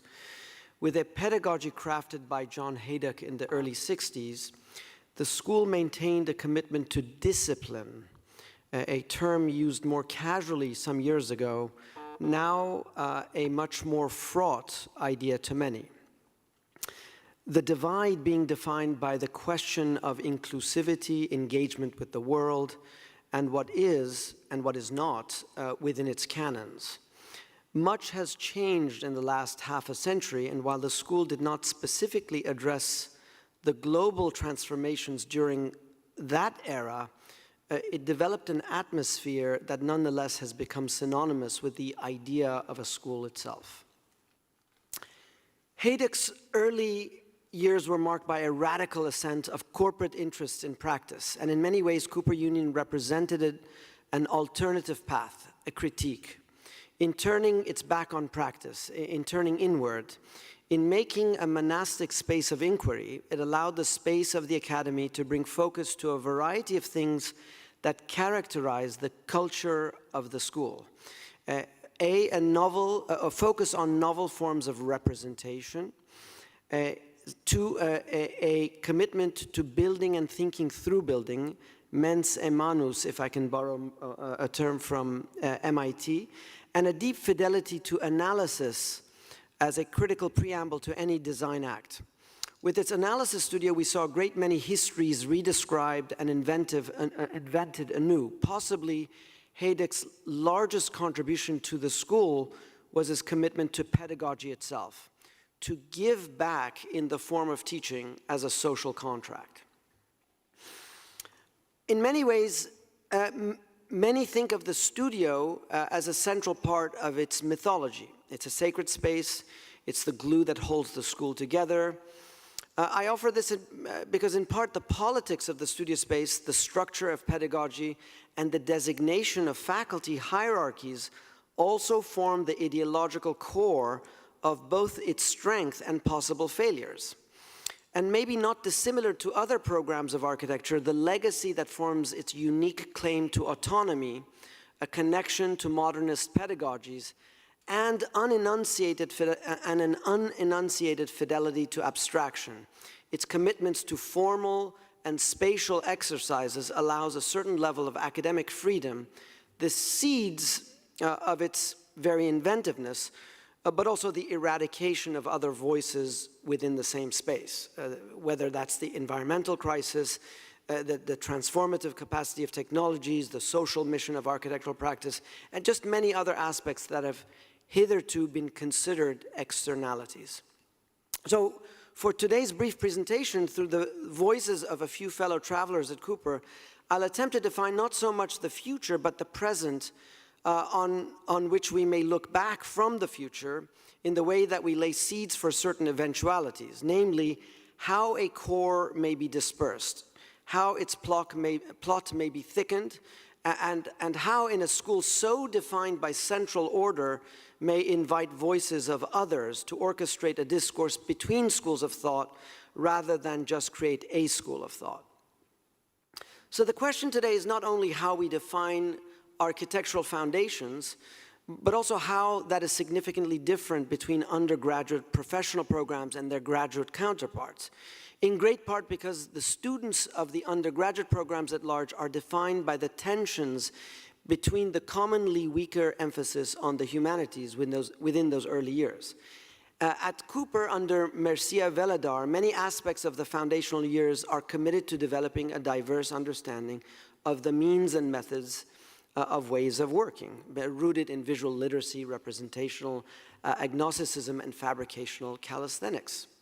It remains one of the priorities to create visual literacy and effectively not only make makers, but critical thinkers out of the students, to build a common language between words, images, and protocols that communicate the agency of what we may do as architects, to unravel representational biases, to challenge their ideological underpinnings, open up a more agnostic space within which archaic and digital instrumentalities can share common platforms, and to revisit fabrication within a slightly larger framework, not only a commitment to craft or model making as representational tools, but also a broader engagement with physical simulations, performance tools, and a robust transformation of the building industry conceived bottom up. Maybe most importantly, though, the structural changes in the core years have been to bring into studio historians, engineers, technologists, environmentalists, writers, social activists, and many other voices whose predispositions do not always begin with form itself, but rather with the asking of the right set of questions. The biggest question is always, what is architectural about the question in the first place, and to what degree do tools of form-making, spatial demarcation, and material speculation open up avenues of discourse that other fields cannot? And secondly, what are the limits of these areas, and how can our medium be broadened within an expanded field? The analysis studio bridges these sensibilities and protagonists in the most productive ways, and yet continues to struggle in facing the divide between the architectural object on the one hand and the larger environment within which it is set. Even if the scale of urbanity has had rich histories of analytical tools, the study of regions, territories, and geologies that touch on planetary phenomena continue to challenge conventional architectural methodologies. And so the analysis studio is attempting to broaden its intellectual scope. Through Elisa Iturbe's formal analysis course, their goal is not only to unveil logics that are not immediately available to the eye, but also to build a vocabulary of spatial concepts and use various representational techniques to give substance to them. Beyond spatial and formal infrastructures, the studio is also called on to imagine architecture's relationship to resources, material deployment, labor, and energy use. The analysis studio is paired up with a course on the environment where formal analysis and climate change are brought into conversation, looking back at the 20th century as a historical foundation, what Iturbe calls carbon modernity. The two do not always come together, but the effort is to build conceptual bridges between them. The forensic and projective capacity of analysis is always latent. To unveil something hidden is also a way of activating a new way of working, to compose a new, or to make with a more critical awareness of phenomena that is non-visual in its first instance. Iturbe argues that too often architects think of the climate crisis as a technical problem, removed from the specificities of architectural form. She strives to create a pedagogical initiative that is grounded in the idea that architecture, through its own mechanisms, language being just one of them, can provide a means for understanding and mitigating environmental questions. The course focuses on the spatial expressions, both urban and architectural, that make up carbon form. With respect to this, Lydia Kalipoliti has developed a slightly broader view on the environment.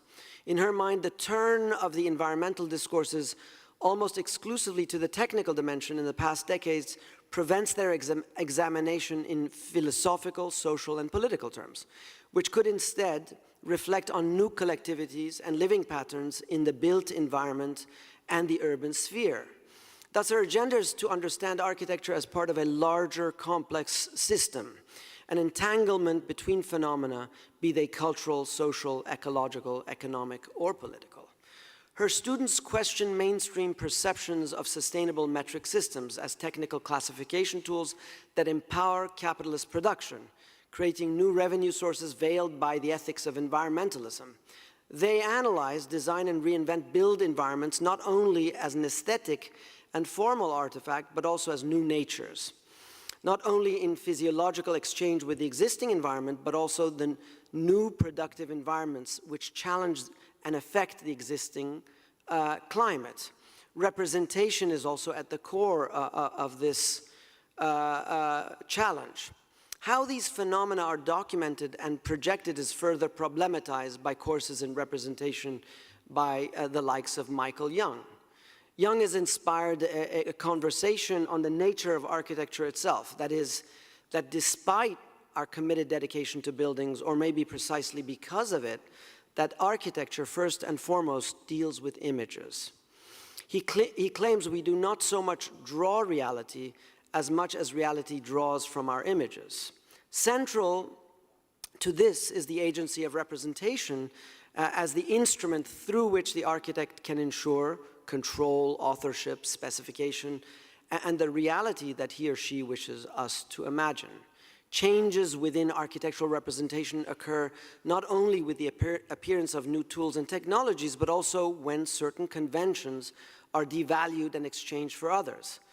Through these negotiations, the images that architects produce define and redefine disciplinary boundaries and relations to extra-disciplinary cultures. At a fundamental level, what is being fought over is how the background of reality will appear.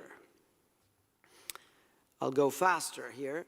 Ben Aranda thickens the plot with a series of interdisciplinary seminars exploring the technology of machine learning, referring to algorithms that learn and make predictions from large sources of data.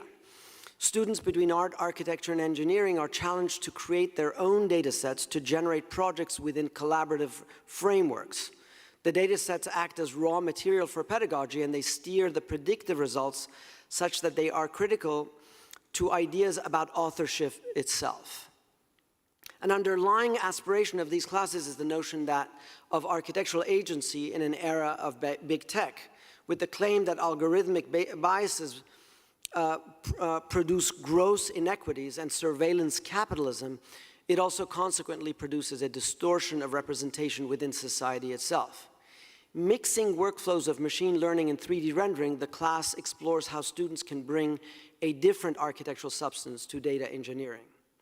Now, acknowledging that technology is fundamental to what is produced in architecture, the challenge is how architecture students can fashion their own technology that is critical of this societal context. Given that AI is commonly the domain of corporate behemoths due to its intense processing power and large proprietary data sets, it's also usually not available for academic exploration. So in part, the course taps into strategic opportunities within this medium, while also mining out of it the very criteria that forms the basis of the engineering of its software, giving its engine alternative configurations. Looking beyond optimization and reductive typological models, Aranda is also looking at other social phenomena that drive possible questions. For the Shenzhen Biennale, for instance, the students explored algorithms to undermine the expanded centralized reach of facial recognition. essentially making them anonymous through the through the insertions of post-its and various other AI devices.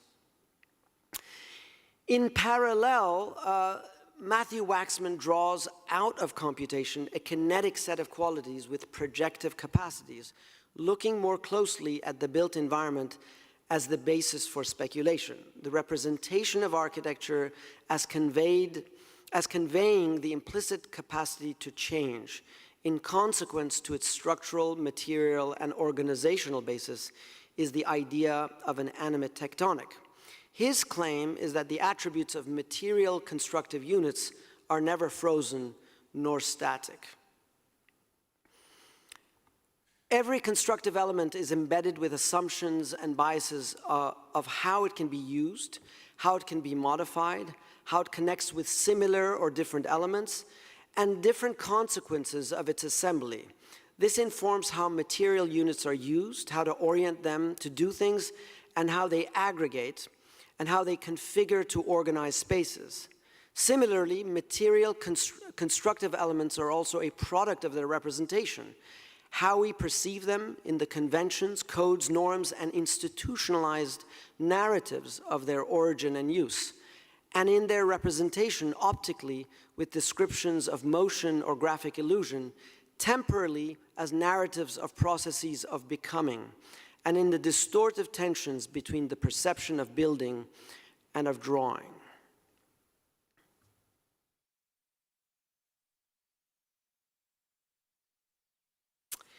I close with words and less images curated by Nora Akawi.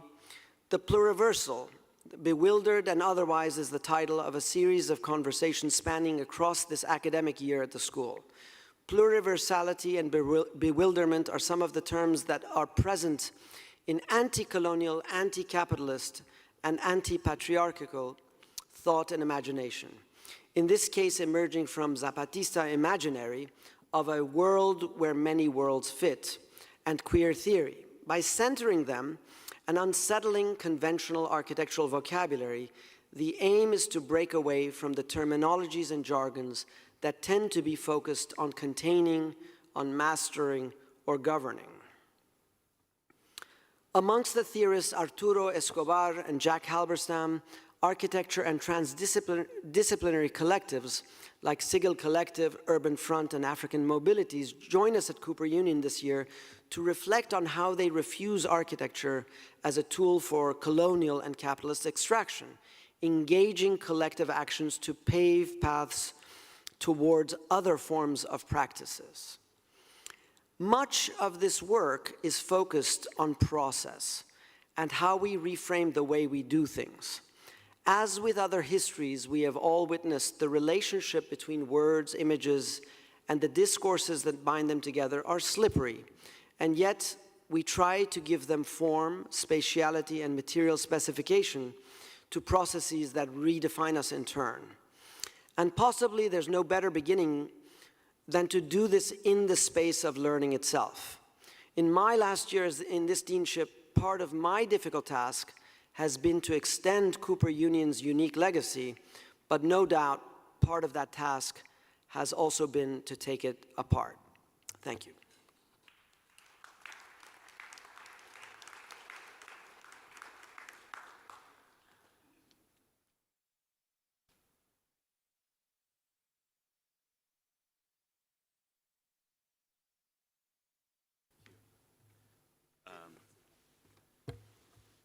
Nader, that I just want to ask you if I'm allowed to go to you. Is it the right one? This is the one you want.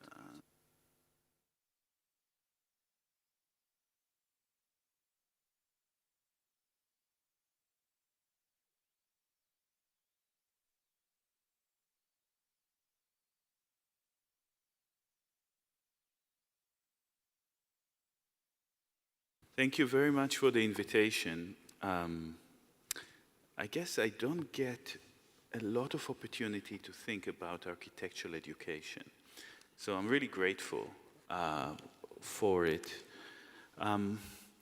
particularly because I feel that however many times I attempted to escape architectural schools, and the discipline, I feel myself somehow still under the orbit or the nebulous shadow of architecture. So I'd like to think a little bit about that today.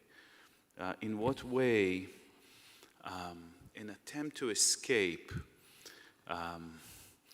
is not always possible.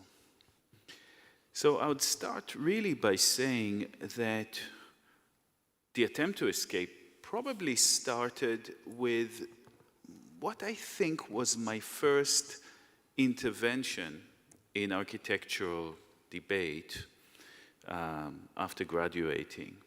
And it was, pretty straightforward. I wanted to see an architect on the dock of the ICC. The ICC is the International Criminal Court. I wanted to see an architect indicted for war crimes.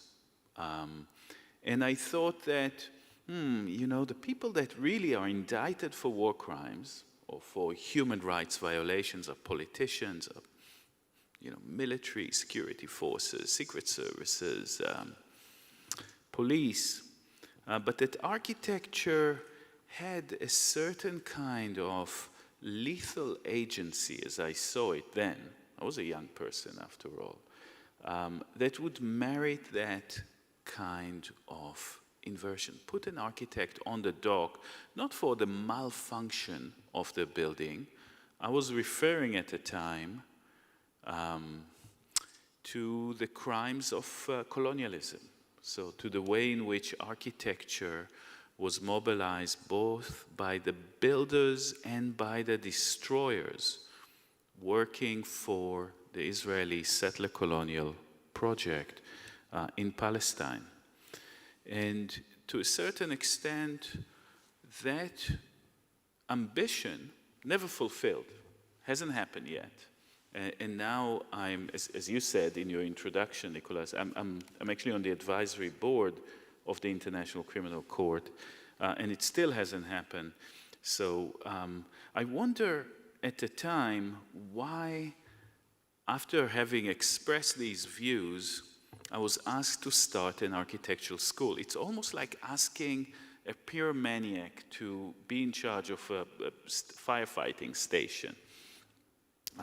But I was asked by Goldsmiths, which is, a great, radical, intellectually and politically school, very famous for its art school, but also has a lot of many fabulous departments. But it didn't have architecture, and they wanted to. So they asked me, could I start something? And the first thing I've done was to speak to my future colleagues there.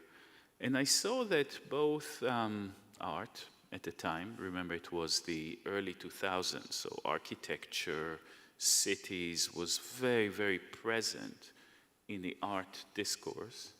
Also sociology was urban sociology. Philosophy was committed to thinking spatially. And I thought, rather than build an architectural school within a university, why not turn the entire university into an architectural school through a strategic intervention, through allowing Goldsmiths to have a laboratory for the intensified spatial thinking, mobilize all that latent architectural spatial energy in terms of spatial theory, and wouldn't it be much cheaper to do it like that? Right. Who needs to buy all these kind of robots and computers? I just saw the bill that was kind of on the proposal. I thought that would never work. We had very little money, and effectively the Center for Research Architecture that was founded at the time started as a kind of an architectural think tank in a place that had no architectural school, and effectively introduced architecture or intensified architectural thinking in all other departments. So I was going like a nomad between the, sort of the art philosophy, sociology, anthropology, and actually mobilizing that kind of thinking, which I thought was a kind of an interesting experiment. But something also grew within the center. 2 other projects grew from those discussions. I'll mention the first one just very briefly, but importantly. A few years later, together with colleagues in Palestine, the Palestinian architect Sandy Hilal and her partner, the Italian architect Alessandro Petti, both living in Bethlehem or in Betzaho, a small suburb of Bethlehem at the time, we started an architectural residency in that part of the world at the time when the repression, the physical, military repression in Palestine was at its peak. You couldn't really travel between cities. It was really difficult. The roads were blocked by the Israeli army, and otherwise travel was quite precarious. And so when you got to a city where somebody finally managed to come from Ramallah to Bethlehem, there's a certain kind of hospitality that emerged there. And in the house of Sandy and Alessandro, turned into a place where, you know, if somebody comes for a visit, it couldn't be an afternoon visit, it would turn into a week-long visit, and turned somehow into a kind of an architectural residency in which the project of decolonizing architecture was born. I'm not going to speak about it too much because I want to move on to the second project that was actually born out of that attempt not to build an architectural school, but to put an engine that would mobilize other disciplines architecturally. And that is the project of forensic architecture, a project that is equally committed to art, spatial theory, law, journalism. In fact, if you would come to visit us in London, and currently we have several other offices, one in Berlin, one in Ramallah that is being established, and affiliated groups, one of which, Forensic Oceanography, had a fantastic contribution here to the Biennale. Lorenzo Pezzani and Charles Heller, another group in France, in Brazil, etc., working like in that way.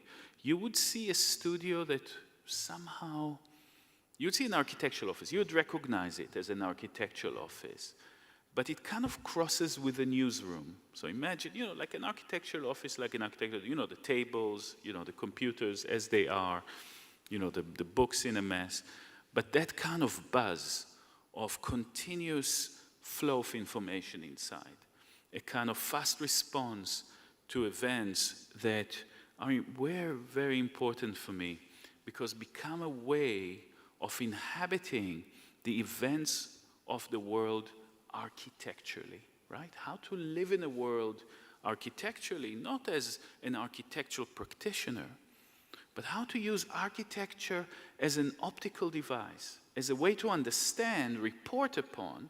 As I said, it's a cross between a journalistic newsroom and an architectural office in that space, in that sense.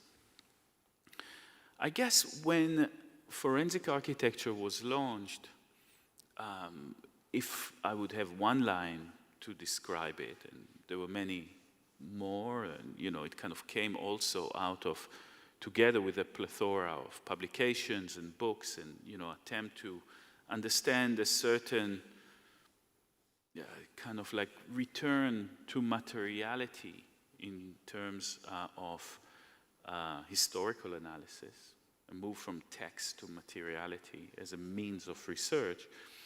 But if there's one way in which I would describe the beginning proposition was, we are going to be archaeologists of the present, meaning we're going to do very simple, no? Like archaeologists read, in the minutiae of material analysis, in objects found, in a way a building collapse, in a corner that is discovered in a thrown column somewhere, you try to weave a life world around this kind of dry skeleton, right? Dry skeleton of materiality that actually needs to be inhabited or need to be imagined as somehow the infrastructure of immaterial life. Archaeologists of the present, we were trying to understand by reading traces inscribed in concrete, in the cracks of buildings, in the different ways in which different surfaces were exposed to blast or radiation or any other thing, to start telling stories of the way in which that material skeleton is somehow inhabited. But I think we were stupid at the time because we didn't see, and we actually fell upon what has become the most important move, I think, of forensic architecture at the time. Because we started around 2010.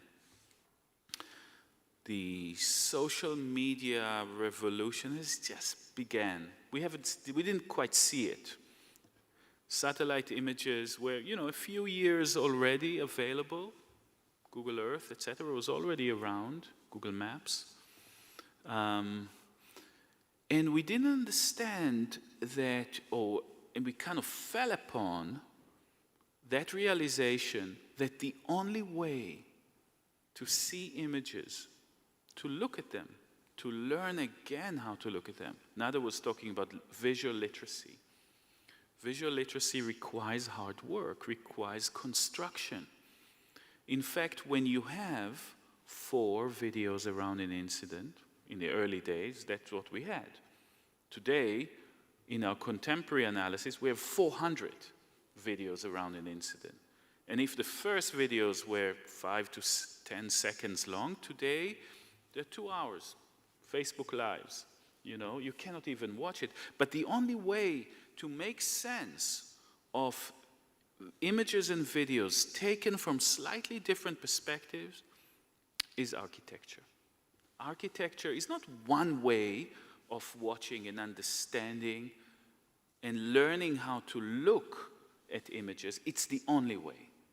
Because when you need to analyze an incident, when you want to learn, when you want to look, forget about analyze, you want to look at those images that fly at us, and you don't want just to look within the image. You need to look at relationship between them. You need to understand what's in the frame, what's out of the frame, the relation between one video and another video, and the third video coming from a drone or from a satellite, and then 7 more videos light up, each one in different direction. The only way to bring them together is through architecture. Architecture becomes an optical device. It's developing a new way of seeing, navigational seeing, and a new relation to the image.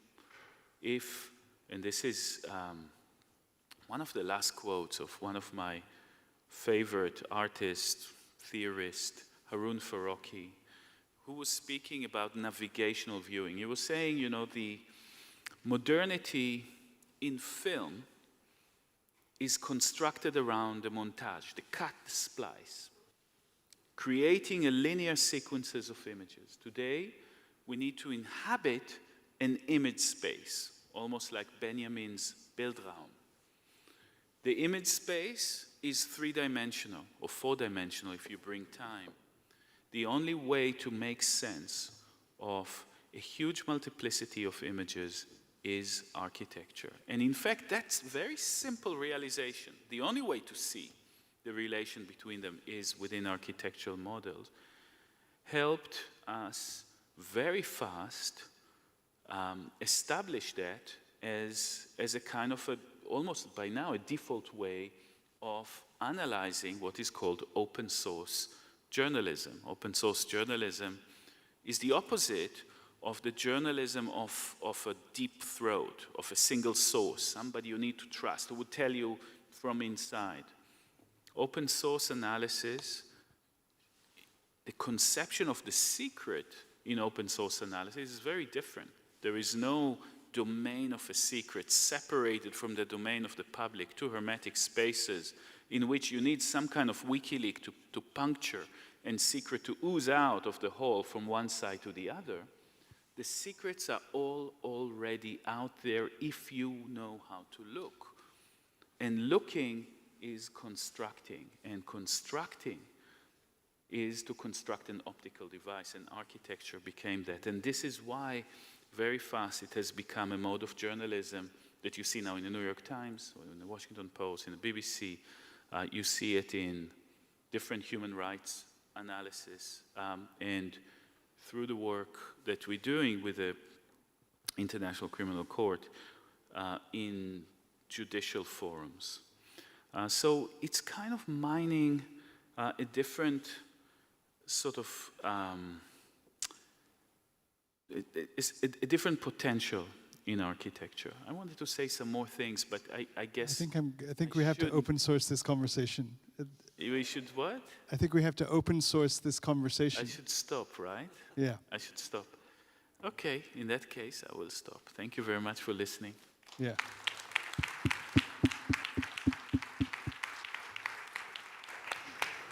I think, Eyal, to open source the conversation only because you, I think you really pulled the pin on everything with the presentation you gave, because my co-moderator and I agreed that I would start off with a question and she would follow with a question. We may only have time for those two. I think I'd like to ask a rhetorical question first, because I don't think we're necessarily going to get to the answer, and then a very specific question.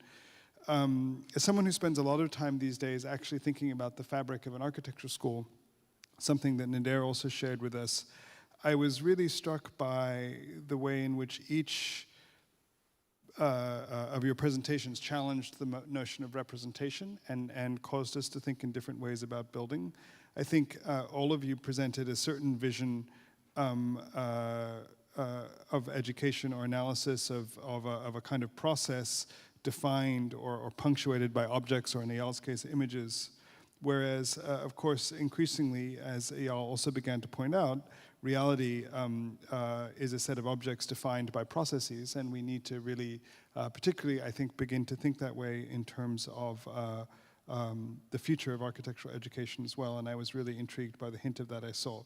I think the question that I have goes back to a venerable thinker about the future, Marshall McLuhan. I was also struck by, in many ways, the way in which each of you also followed his advice that the future resembles not so much the present as the past that preceded it.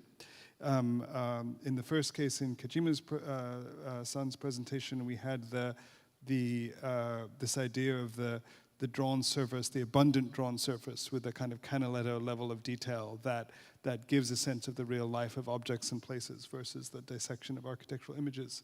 In Nader's presentation, this idea of the kind of rich tradition of Cooper itself, but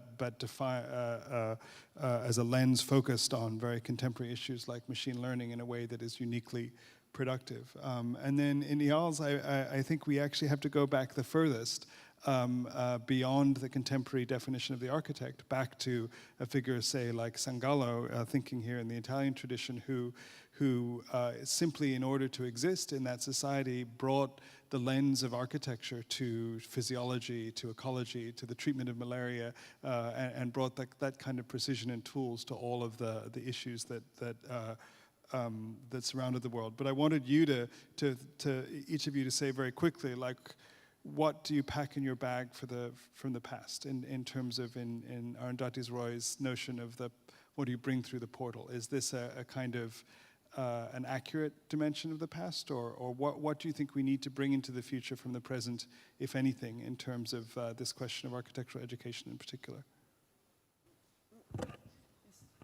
Thank you very much. Yes, when today's situation coming from past, very simply. So, but now that I think teaching architecture sometimes history and history, design and design, a little bit separated. And then my intention was also like how we can more understanding from the more timeline from the past to future. So that's kind of creating the time axis is very important for also design process. So, and then also the now reuse or like reform or change. So this kind of transformation, so it's happened to time by time. So that's why, so we should know what's effect and what's coming, so next. So that's why, so like last crisis topics, for example, we are confronting a lot of change. So that might be helpful for how we read the context. Thank you. Listen, your question is an interesting one because particularly at this moment, we are being asked by many to throw away the canons of representation. And so the question of what do you bring forward is a fraught one. But at the same time, if you take the entire baggage of architectural representation and its histories rather than its history as a vehicle, what is interesting is not the moment of how you train people to do something, it's actually the moment how you teach them how to unlearn those things. And I think that anamorphosis was the moment of the unveiling of the perspective. If you accept that allegorical tool, I would ask, what are all of the anamorphic operations you can do on the histories of representation, not only to reveal their artifice, but also their ideological underpinnings, which are at once very productive, but also biased. And when you do that, you also lay open the field for, well, new technologies, new ways of seeing, and alternative ways of asking questions about how one redescribes the world. And I think Eyal was speaking to that from the perspective of relational configurations, where there isn't a representation, there is something that emerges from the relationship between many forms of representation. Nicholas, I think I recognize this question from your moon book. Is that true? What would you take with you to the moon, no? I mean, in a sense, I think that's... If you think the moon is the future, yes. Yeah, and the deep past, no? I mean, in the same way. I guess I want to engage your question through thinking about the way in which time compresses and decompresses in our work. So, it's almost like an internal trope with us in a group that we would work for a year on 1 second, right? We'd spend a year, a team of 6, working on 1 second. But what do you find in this 1 second in a time, the sort of a split second, it's to make it more contemporary in terms of racialized violence. Within this sort of split second, within this sort of molecular level of time, when you go, the closer you go in, the more you start seeing, it's almost like if you have the power of 10, but in a condensed way. Within the molecular level of time, you see the long duration of oppression. Within a split-second scenario in which an Israeli police officer shoots a Palestinian kid and says, well, I mistook him to be, or her, to be a terrorist, you understand the entire history of colonial domination, of apartheid. It is within that time that you find, the longer time. But also what is important And it's the same for investigations of, police murder in the US and in other places.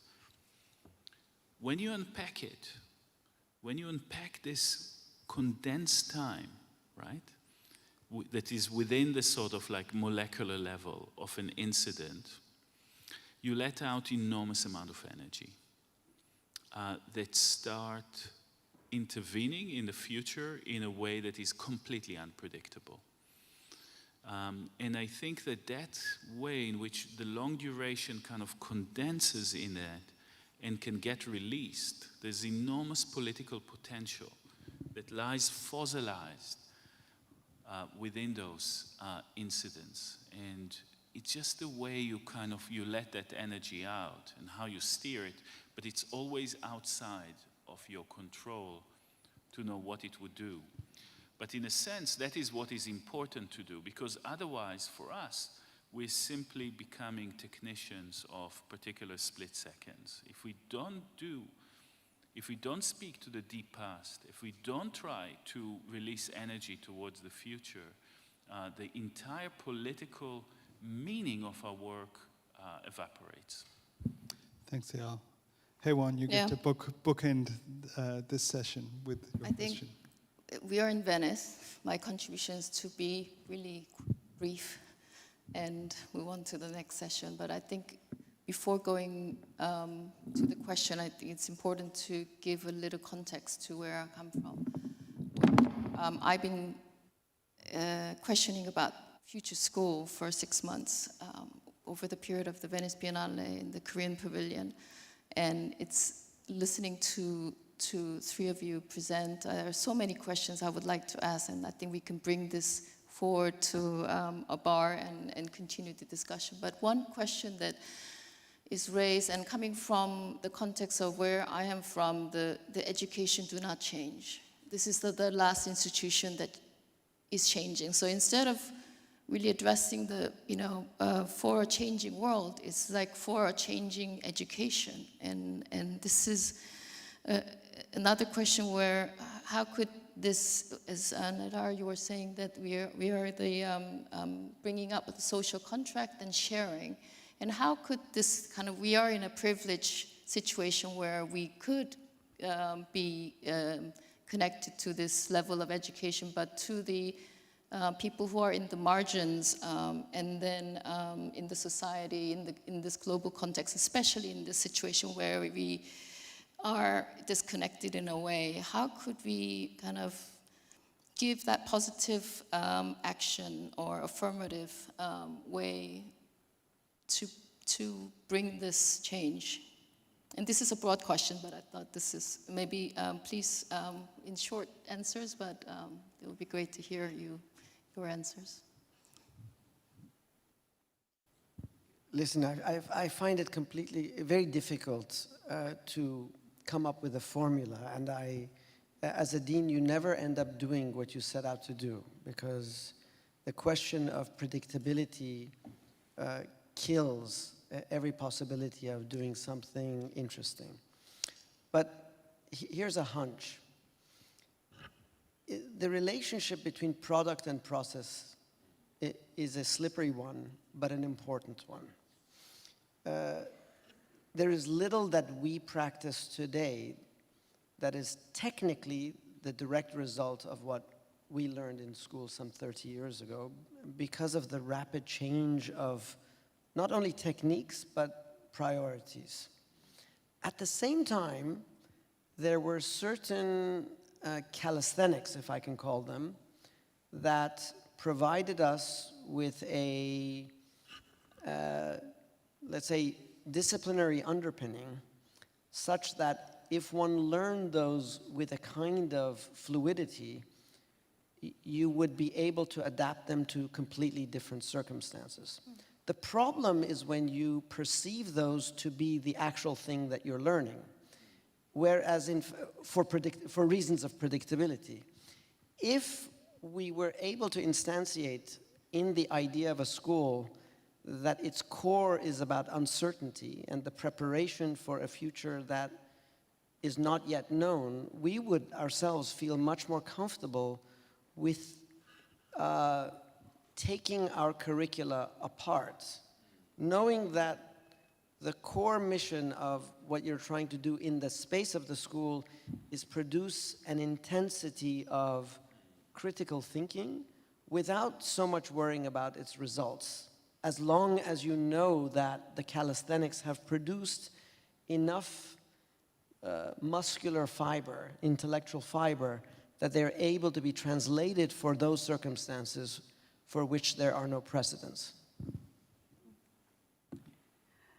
During the COVID, so I think many of us are doing a lot of Zoom and then communicate by Zoom. But I think now we started to come to in-person situation. So it is still very different from by Zoom, I think, because we could get a lot of different information, not just by monitor, so more than like character and emotion or power or the personality, I don't know. A lot of information comes too. And then also I'm thinking, what is a school now? And why we do school, so.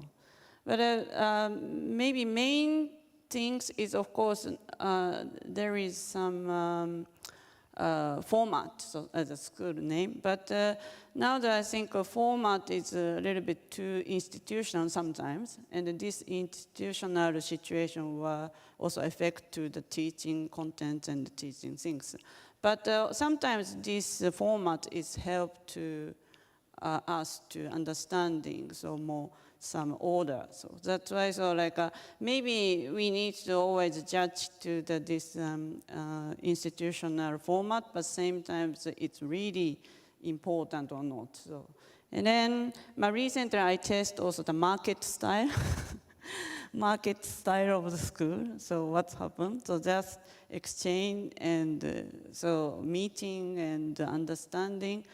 And well, of course, we need the fundamental knowledge and skill and so on. So because if there is nothing, so it's sometimes difficult. So that's why, so like maybe several levels of how we can exchange. But also, yes, yeah, maybe COVID test us a lot of what is the meaning of the school. So.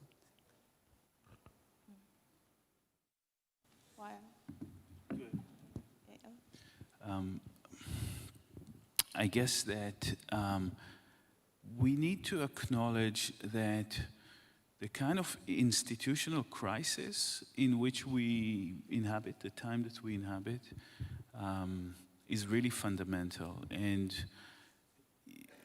to a certain extent, the kind of societies had, or have actually, two options in dealing with the sort of fascist epistemologies, this kind of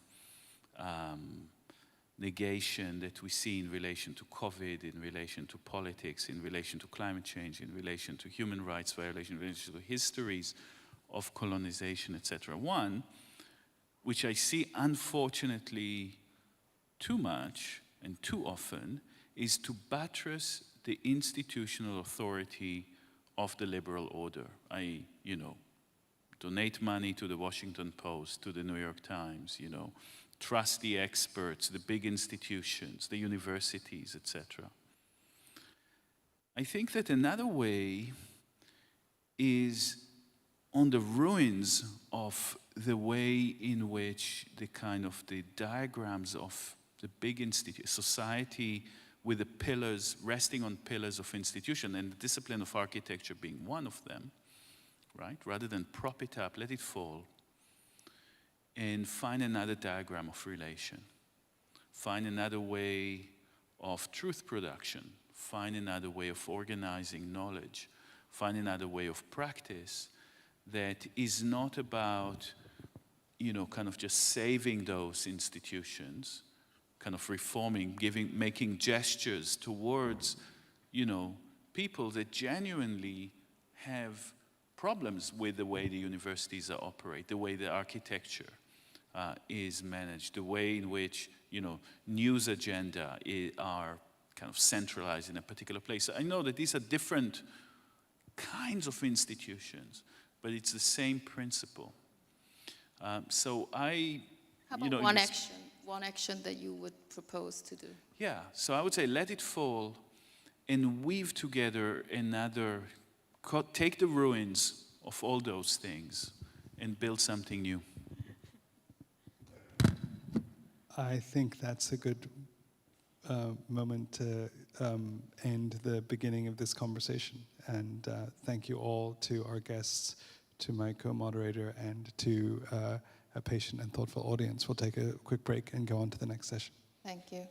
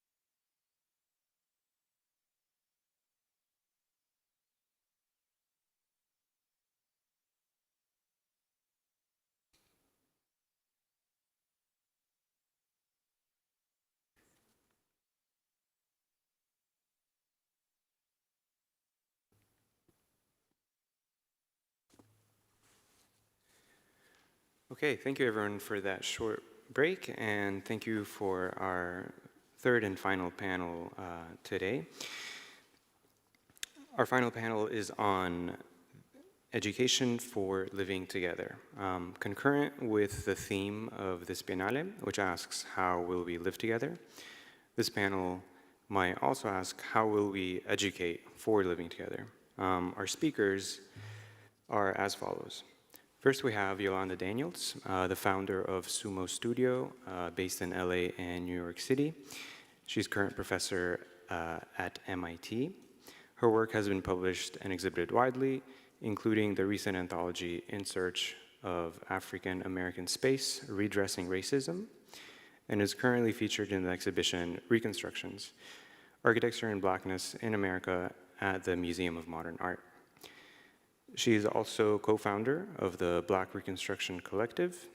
Yolanda currently is a fellow of the American Academy in Rome and recipient of the Rome Prize in Architecture. Following Yolanda, we have Ignacio Galan, an architect and historian whose work focuses on architecture's relationship to nationalism, colonialism, migration, diversity, and access. He is assistant professor at Barnard College, Columbia University. And last of our speakers, we have Marina Correa, the founder of Atelier Architecture and Urbanism, an international practice that supports action for democratization of culture and education across multiple design scales, which develops projects that seek to unite technical and aesthetic dimensions of design to its social functions. She has a PhD from the University of Sao Paulo and a master's degree from Harvard GSD. And she's worked on a number of projects, including the National Museum in Rio de Janeiro and a number of exhibitions and books. This session will be moderated by Elisa Silva, who is professor at Princeton University, also at University of Toronto and the Florida International University. Her studio Enlace Architecture and Enlace Foundation is based in Caracas, Venezuela. Her work focuses on urban and rural projects addressing territorial inequality and promoting greater social inclusion. Her work in Caracas is currently on display here at this year's exhibition. And our last moderator is Alan Wexler, also on display at this year's exhibition. Alan is an architect in an artist's body. His work mediates the gap between fine and applied arts using the medium of sculpture, architecture, drawing, and photography. And he likes to investigate simple things, how to walk through walls, how people dine together, and he evaluates basic assumptions of the human relationship to the built and natural environment. He teaches at Parsons School of Design in New York City and is a recipient of the 2016 Guggenheim Fellowship and the 2004 Rome Prize Fellowship. Welcome, everyone.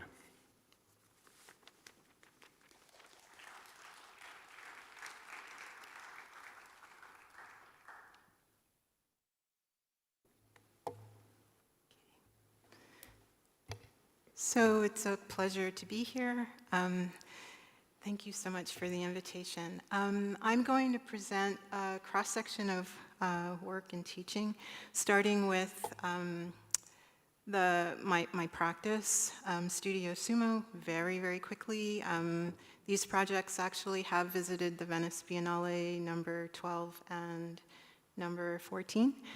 So they're visiting again very quickly.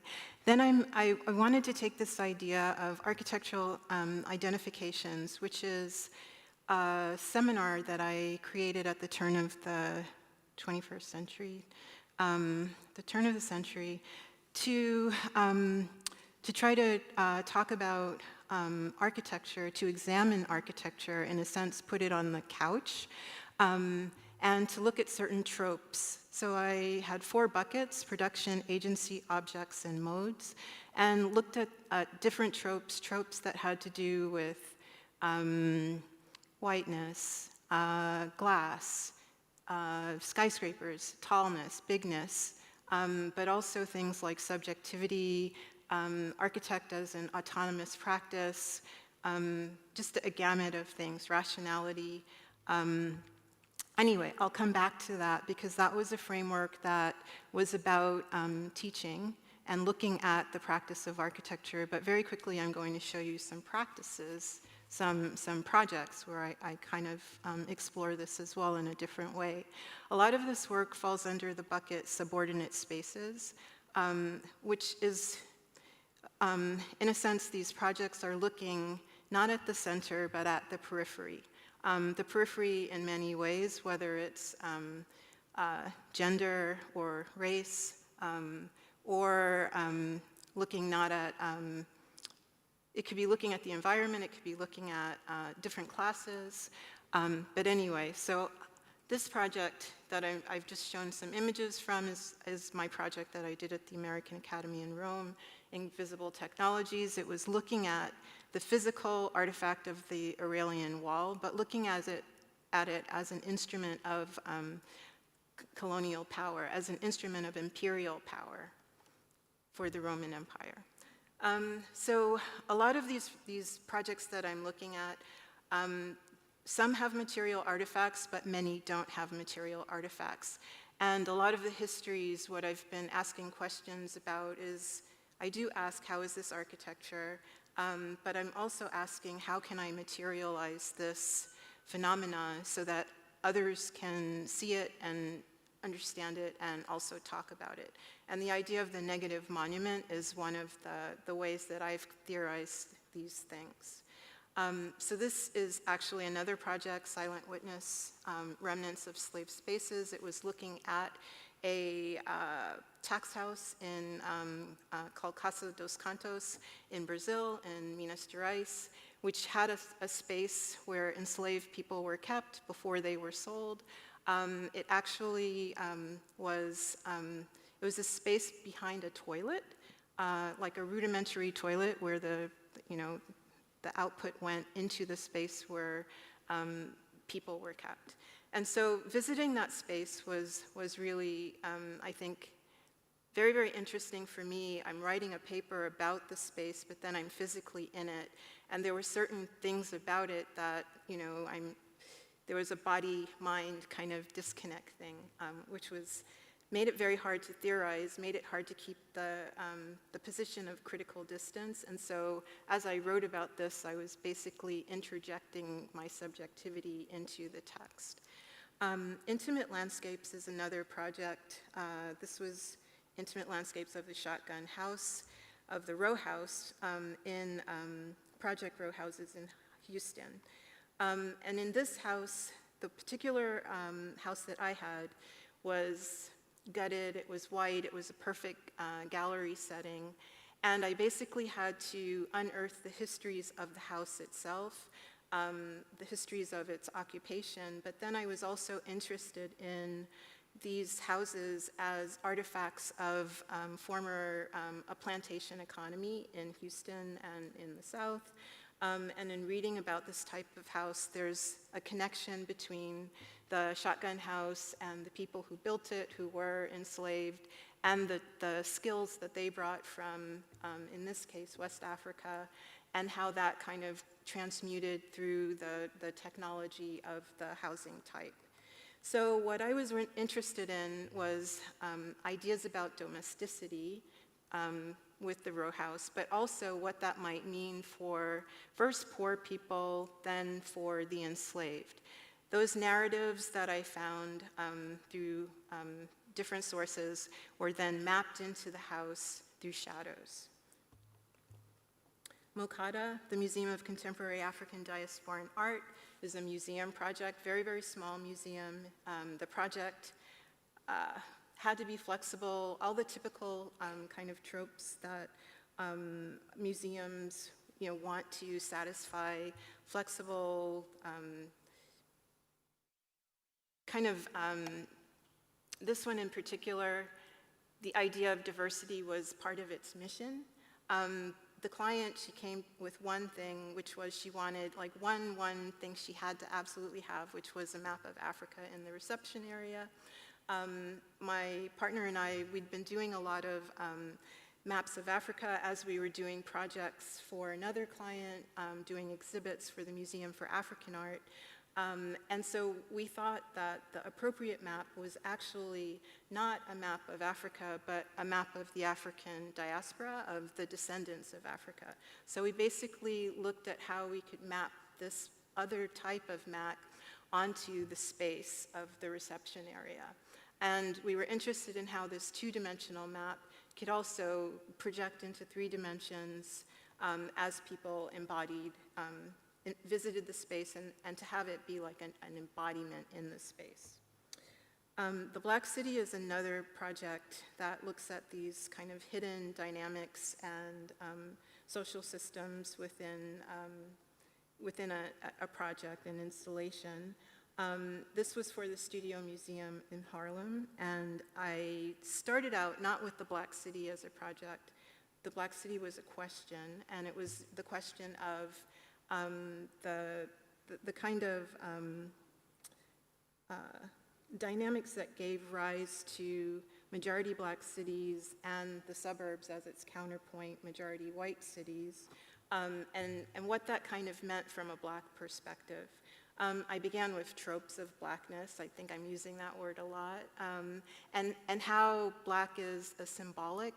It's a real presence, but it's also a symbolic kind of metaphorical presence as well. And what does that mean to be like a person who, has an embodied presence, but there's also this symbolic one mapped onto it? And then what does that mean in terms of the city? So the project that I actually began with, though, was Black City Squared, which was the idea of, in response to gentrification, thinking about how, if this is one form of development, what other forms of development could you find? And I set out to make a game exploring this. But to make that game, I actually had to study the city itself, and that's then where I was focusing on Black City. So the Black City goes through all these different aspects of what makes a city: statistics, dynamics, concepts like minority, concepts like white flight, black belt, which are actually inverse to each other, certain forms that for the Black population in a westernized context in the US, things like the pen, the street, the ghetto. These are kind of codes as well as actual places. Techniques are the strategies that people who are not in power use to gain power. The model for this is patois, where one kind of, puts together a language that speaks to the kind of dominant dialect, but then also remakes it in like other kind of, using other kind of rules. Value. This was also at the time where, in Harlem especially, value was being flipped. The idea of flipping real estate, and how something can go from being undervalued to being like sort of its opposite, highly valued. And then it could actually go back again. Just studies of the game, I won't go through that. And then this is kind of the end. The project that I'm ending with is Black City, another version of it, the Los Angeles edition, which I exhibited at the Museum of Modern Art in Reconstructions, Architecture and Blackness in America this year. This is a kind of view of the exhibit. It consists of maps that map the settlement of African Americans in Los Angeles from 1850 to the present. And basically, when I started this project, I was thinking I would do one thing, but I ended up finding these amazing narratives of people who had settled in Los Angeles. One was a story of someone who had been a slave, who then in the 1850s became free with the help of other enslaved and freed African Americans. She became a midwife once she was free, settled in Los Angeles in the downtown area, and then started buying property as she accumulated some money. And she basically, as as the city grew up around her, she would sell the property that she had and move just to the edge, further out.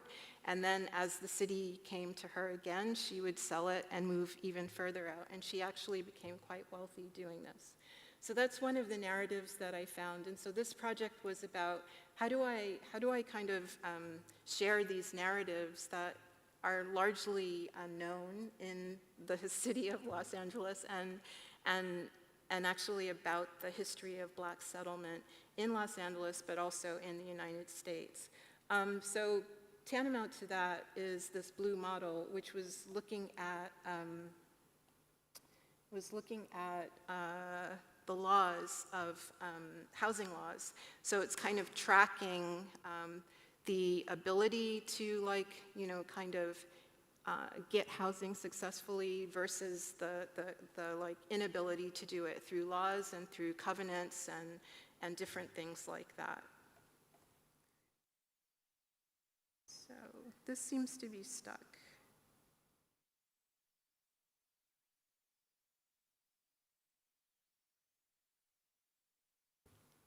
Hello?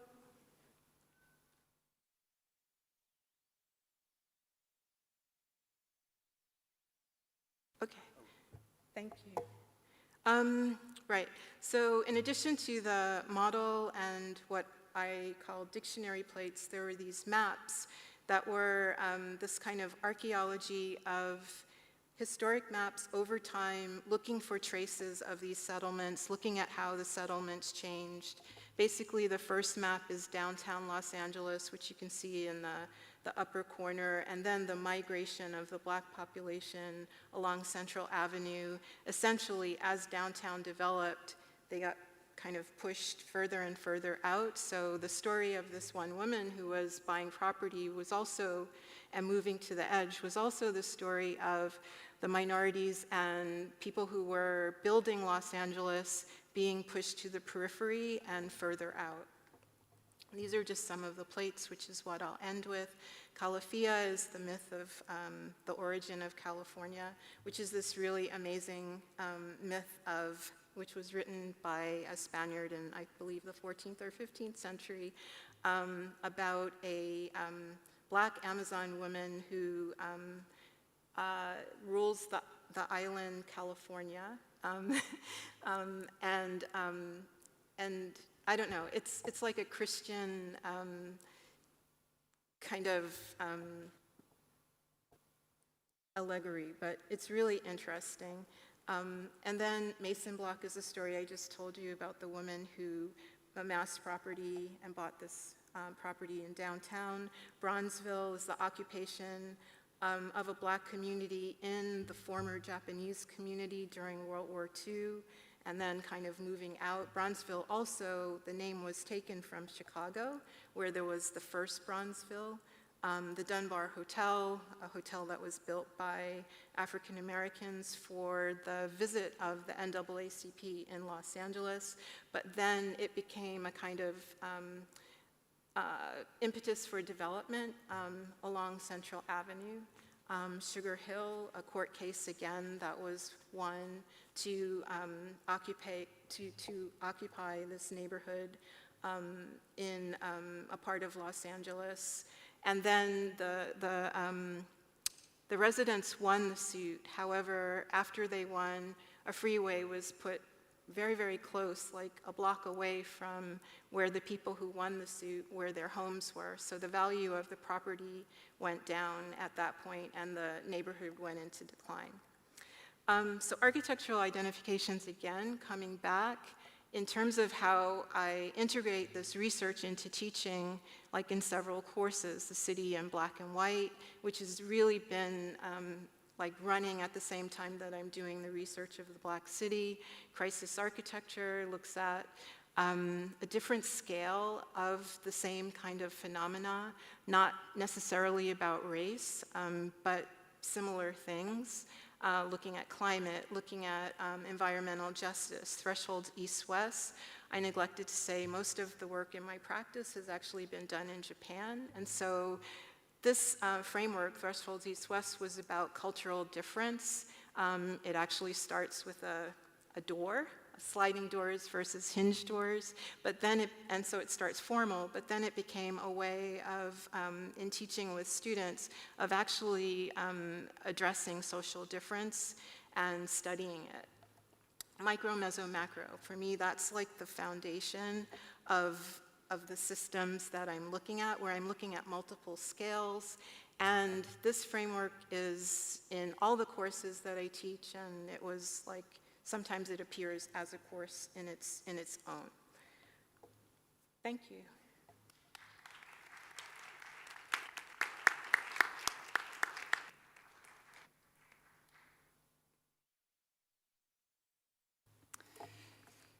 Okay, so thank you so much for the invitation to contribute to this amazing conversation. Very excited for the conversation later. Okay. Perfect. So I want to start my reflections on pedagogy with some observations on a seemingly banal architecture, that of the restroom. As a gay man, I've always found restrooms to be quite disturbing, with their codification of bodily performances and normative demonstrations of masculinity. The two projects with which, together with Ivan Lopez Munuera, Matilde Casani, and Joel Sanders, I'm contributing to the Biennale's inquiry, take restrooms as a space for the negotiation of diverse politics and ecosystemic relationships. And I want to start my reflections on pedagogy in this particular restroom, since it disturbs most things that we understand these spaces to stand for, and one could easily regard it as poorly designed. And yet I think it might help us discuss an alternative approach to pedagogy that challenges that premature evaluation and the forms of expertise that are conventionally assumed both in practice and in studios. The toilet bowl, to begin with the most unsettling element, is placed not by the wall, as they are normatively located in Western bathrooms. It rather stands floating in the room, just connected with a pipe that feeds it with water in the absence of a toilet tank. Another pipe coming out of the wall close by seemingly provides access to water for an additional device, a sink maybe, since none is in sight. Or it might serve as a grab bar in case one would need certain stability while using this isolated seat. A shower makes the toilet's position even more precarious, for nothing prevents it from getting the bowl wet. And the toilet paper is too far to be reached comfortably while seated. We're perceiving the toilet from behind as we look outwards into the next room through a wide open door. Another door connects with a third space, and yet a third door. This one finally closed, and it's only at this level that any form of enclosure is provided for this precarious bowl. Not easy to decipher in terms of functionality and disturbing any association between the toilet and intimacy, this bathroom destabilizes normative understandings of the relationship between the body and the built environment and questions the values associated to that relationship, both of which are many times taken for granted in architecture pedagogy. The bathroom was designed in the 1970s and featured in a publication by Raymond Lifcheth and Barbara Winslow entitled Design for Independent Living, and was in fact specifically designed not as a space of intimacy and efficiency, but as one of interdependence and care. The book gathered designs contributing to a project of mainstreaming, that is, projects seeking to facilitate equal access to the built environment and opportunities for disabled individuals. Most of the interventions featured in the book were not grounded on disciplinary knowledge, but challenged it, nor did they relate to the technical expertise embedded in manuals. In fact, most of them were not authored by architects, but by disabled individuals themselves, and highlighted their own knowledge and expertise. It was the expertise of disabled individuals that interested Lifcheth and Winslow, and the one that they explored with their students at Berkeley. We included this pedagogical initiative, which I've explored together with Kathleen James Chakrabarty, in the installation Radical Pedagogies, which we exhibited here in Venice in 2014 at the Biennale, and that is now forthcoming as a book co-edited by Beatriz Colomina, Evangelos Kotsioris, Anna Maria Meister, and myself. Architects and designers conventionally frame the disabled body just as they address community concerns as a problem for them to solve. In disability studies, this is regarded as a medical model, by which disability is located in the individuals deemed in need of repair. A social model of disability, which has started to be articulated at the time of Lifshitz and Winslow's pedagogies, alternatively proposes that the problem is not on the individuals, but rather on the social and architectural barriers that frame their body as disabled. Even further, disabled scholars and activists have positioned disability, and I quote, as a set of practices that can be critiqued, contested, and transformed, as Alison Kaffer has argued, challenging what Robert McClure has powerfully framed as the ideology of compulsory able-bodiedness, one that both architecture and academic spaces and practices have built. It's a little bit surreal to be making these arguments in this inaccessible stage. Lifshitz and Winslow's initiative built on the context defined by disabled individuals in Berkeley, who in the midst of the civil rights movement contributed to question their medicalization and to claim their own agency. While students at the time were provided residence at the campus's infirmary, starting in the 1960s, they negotiated that they would not be treated as patients, but would occupy the building as a dorm with the help of attendants. While segregated, students in the infirmary initiated networks of support among themselves and developed their political consciousness. Their forms of organization eventually led to the foundation of the Center for Independent Living beyond the confines of the university.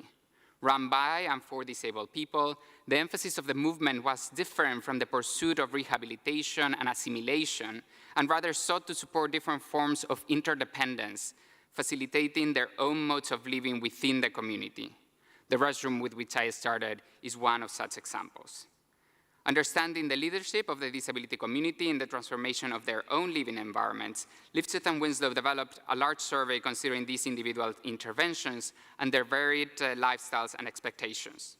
The study was developed in seminars dedicated to the topic, with the students engaging disabled individuals to gain access to their designs and their organizational networks. They explored tools and architectural adaptations of interiors paired with a sense of care. And in spite of resulting in subtle manifestations, these interventions might be conceptualized as world-altering practices, following what Amy Hamraya has proposed to call creep technoscience. Increasingly, Lifshitz and Winslow engage disabled individuals not only as informants, but also as consultants and critics in the studio, paradigmatically gather around large-scale models, challenging the expertise of architects and established hierarchies conventionally assumed in architecture pedagogy. And as a significant conclusion to this transformation, disabled individuals eventually joined the class as students, with the classroom becoming a context of design in and of itself to define the necessary spatial transformations as well as the required forms of support. We could argue that the most significant project developed in this studio was not any of the abstractions of architectural projects developed in cardboard at a scale, but the design studio itself as a challenge to traditional roles and methods. Berkeley disabled student and activist Ed Roberts recalls the experience of the Center for Independent Living when fighting for the introduction of curb cuts in the streets of Berkeley. And I quote, "When we first talked to legislators about the topic, they told us, curb cuts, why do we need curb cuts? We never see people with disabilities out in the streets. Who's going to use them?" The paradox is obvious, since it was the lack of curb cuts that led to this absence. But this is not unlike the way in which disabled scholars and teachers confront colleagues again and again, as Jay Dolmetsch has recounted on his meditation on academic ableism, when they say, "But there are no disabled students in my class." As David Gissen, another Biennale participant, has powerfully argued, we need transformations in the accessibility of a space, discourse, and construction if we want to see a parallel shift in the types of people who imagine becoming an architect and leading the profession, end quote.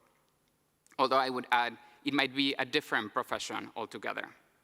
Operating in a context deemed broken, as the editors of the forthcoming Journal of Design Education have it, it's far too easy to imagine the architect attempting to do the repair, following technocratic logics while expanding the legitimacy of architecture. What was at stake in the experiment I recounted is something altogether different, where disability was engaged for its world-disclosing properties, and where if anything needs fixing, it might be architecture itself. As disabled writer Ellie Clare has argued, we might need to grapple with cure. In the last year, I've been working with both graduate and undergraduate students in what I've proposed to call the architectures of the counter-collapse of the welfare state. I want to use this framework to challenge the regimes of austerity and efficiency that have left many populations without access to care and support. We're pursuing, as an alternative, regimes of abundance that develop diverse forms of expertise that are distributed among the community and that are built in solidarity with initiatives and agendas of different groups. We've learned from community leaders, from disabled scholars, from senior residents, among others. In fact, I want to take seriously Kaffer's challenge to what he calls the presumption of agreement that we all desire the same futures. And if there is anything we can learn from the experiment I recounted, this challenge might require to reinvent both the figure of the architect and the architecture classroom itself.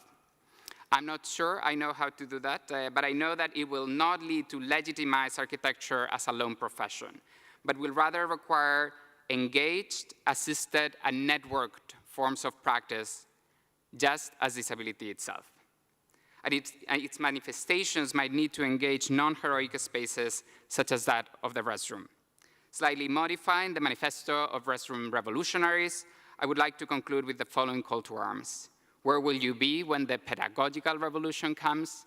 We will be in the restroom. Come join us there. Thank you very much.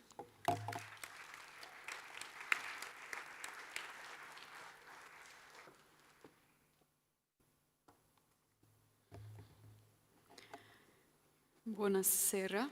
I want to also thank Hashim and the organizing committee for this invitation. It's a huge honor and also a pleasure to be in the city and connected back with my ancestors.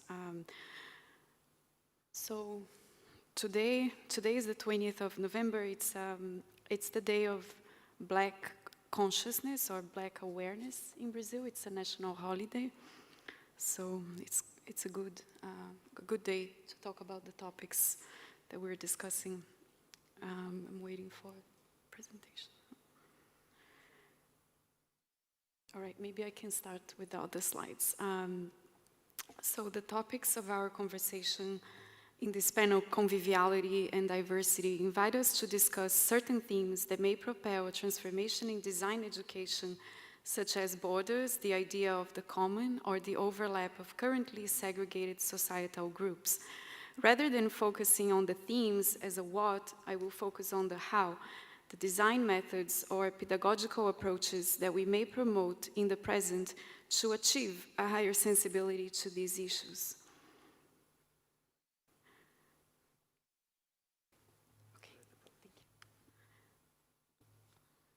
Okay. So I will go through these three main topics, critical visualization, the drawing argument, accumulation as weight and slowness, and decolonization as technique and diversity. Starting with critical visualization, which we may refer to as the drawing argument, I like to propose that we understand it as an anticipatory moment in the design process, the opening of a question through different modes of representation. As method, different modes of visualization may expand from a drawing's descriptive potential into a critical viewpoint of a given design problem. The search for the drawing argument is the basis for the design investigation. These reflections originate in the context of our former research lab at Harvard, New Geographies. Some of these investigations were developed and discussed by Neil Brenner under the term counter-visualization. According to Neil Brenner, counter-visualizations are territorial representations capable of dissolving urban ideologies and challenge the established hegemonic paradigms. These ideologies can be understood as underlying frameworks which are frequently invisible or unquestioned. They reiterate dynamics of power and exclusion. The dissolution of the visual orders is a project of representation, a project which may only be carried out by our field of study through drawing. This image is currently exhibited in the Biennale. A historical example of this is narrated in the text Reverse Shot, Earthrise and Blue Marble in the American Imagination by Robin Kelsey, published in the magazine New Geographies. In 1968, while Apollo 8 orbited the moon, planet Earth appeared. The crew took shots, and the NASA team rotated the images to make them legible to a larger audience. One of the resulting rotated image is called Earthrise and became emblematic of a new worldly consciousness. The rotation of the image allowed for a simultaneous recognizing and revealing of a new understanding of the world, which changed the human mind profoundly. In this sense, the rotation also speaks to the need for representation to be empathic. A common known ground needs to be established to make the unknown legible, for the imaginary content to be invented. This base point of empathy is what triggers the power of imagination. In this sense, representation needs to be charged with a closeness and estrangement simultaneously. In teaching design, we frequently engage with these principles as a design method, which implies redrawing, reseeing through the logics of representation, be it mapping, photography, orthogonal, or perspectival drawings. This is a drawing from a second-year student of the undergraduate program of the City College of New York. Jennifer presents Ledoux's Royal South works in France through a pattern of visual continuities between the architect's work and the spontaneous urban setting in the surrounding district, revealing layers of control and fragmentation at both architectural and urban scale. In a design studio setting, this work of representation appears before the beginning of a design per se as a critical documentation of a given setting, which we may pose questions that become a kind of new inquisitive premise. This goes against the notion of a genius sketch towards a deeper, sweated understanding of the variables involved. This base work is both the question and the answer of the project, but may be understood as a mode of rearranging the visual orders that are stabilized, a visual resetting, critical base, beyond what could be considered a descriptive drawing. This is a photo of the interior of the National Museum in Rio de Janeiro, one of Brazil's most important buildings that caught fire in 2018. As you can see in this image, the fire destroyed most of the slabs and created this new vertical space, beautifully or tragically haunted by the presence of the fire, and new interior facades appeared. It's as if the facade had turned outside in. An undergraduate thesis project at the Federal University of Rio de Janeiro by Tomás Quadros presented the design problem through 2 drawings. This one is an exaggeration, almost a caricature, that shows the existing topography split by the unfolded envelope of the building, which then led to this image, which became the framework or the argument for the development of his thesis project, almost an enigma. Through the operation of voiding the natural plinth over which the museum rests, Tomás establishes a new dialogue with the ruin. This image shows the new openings originated by the topographic cut, haunted by the open footprint of the museum above, and the meteor Bendigo, which remained intact through the fire. This later unfolds into the proposal for a new axis for the museum expansion, which activates the back facade and potential underground uses.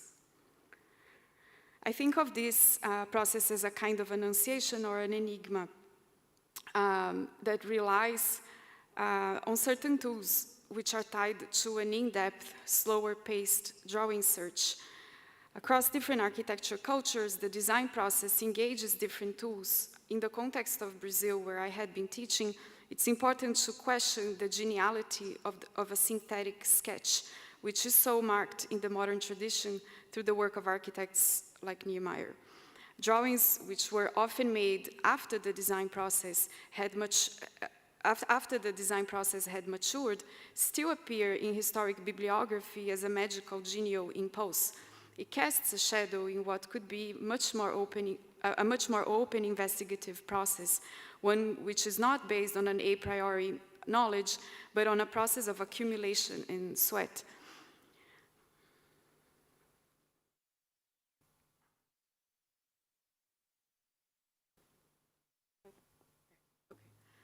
I think we just need to wait, right?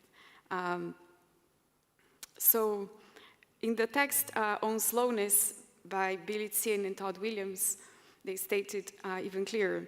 This position of not knowing a priori is antithetical to the general model of the architect as hero. This is a damaging model because it discourages the slowness of process that comes from the patient search. Certainty is a prison. In our search for commonality and diversity, this openness to the uncertain is key. Accumulation presupposes a duration. In this article, the architects argue or recollect the importance of the tool of the hand, which implies a connection to our bodies. As our hands move, we have the time to think and to observe our actions. Physical models are a fundamental tool in the process of accumulation and discovery.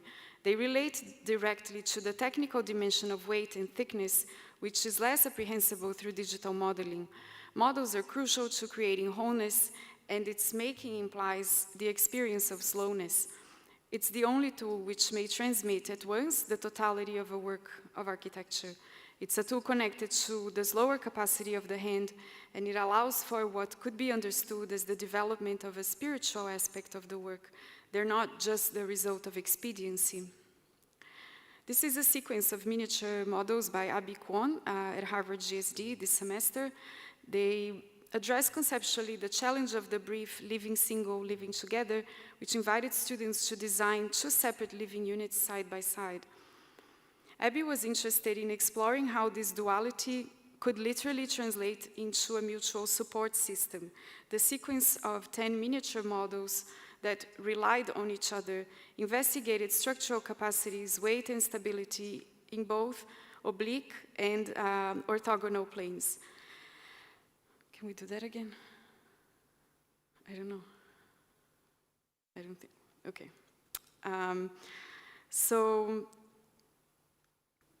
These systems of support and relying on each other became then the basis for a design proposal for the two codependent living units. The use of models is a topic that became more sensitive by the remote learning environment, the role of gravity in modeling, the literal mass of hand-cut paper arranged in a sequence and carefully positioned by the delicate hands of the maker registered the passing of time. It's an intensification of presence, a compression of time. They also remind us of the differences between things drawn and the things that are made or built.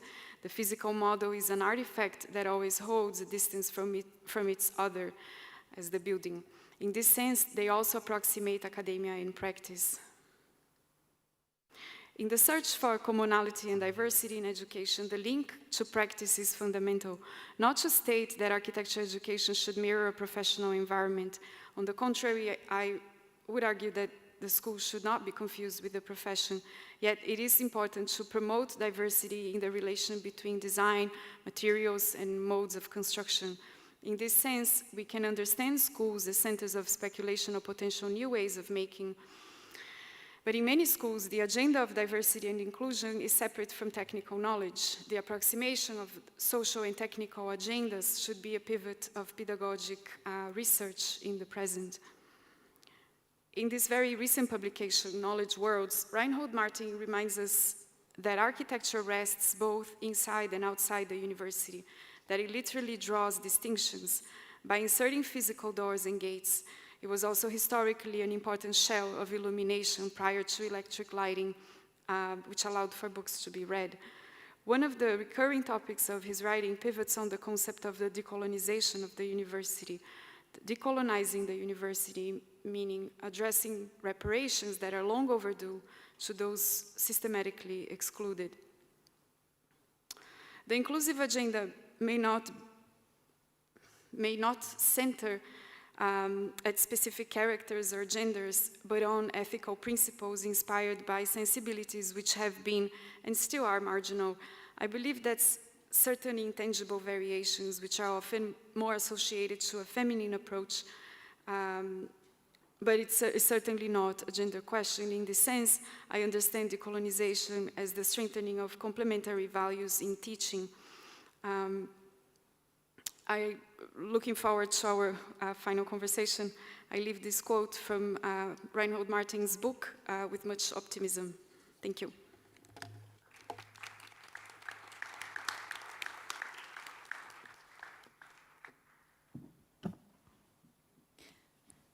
Thank you all for these marvelous presentations.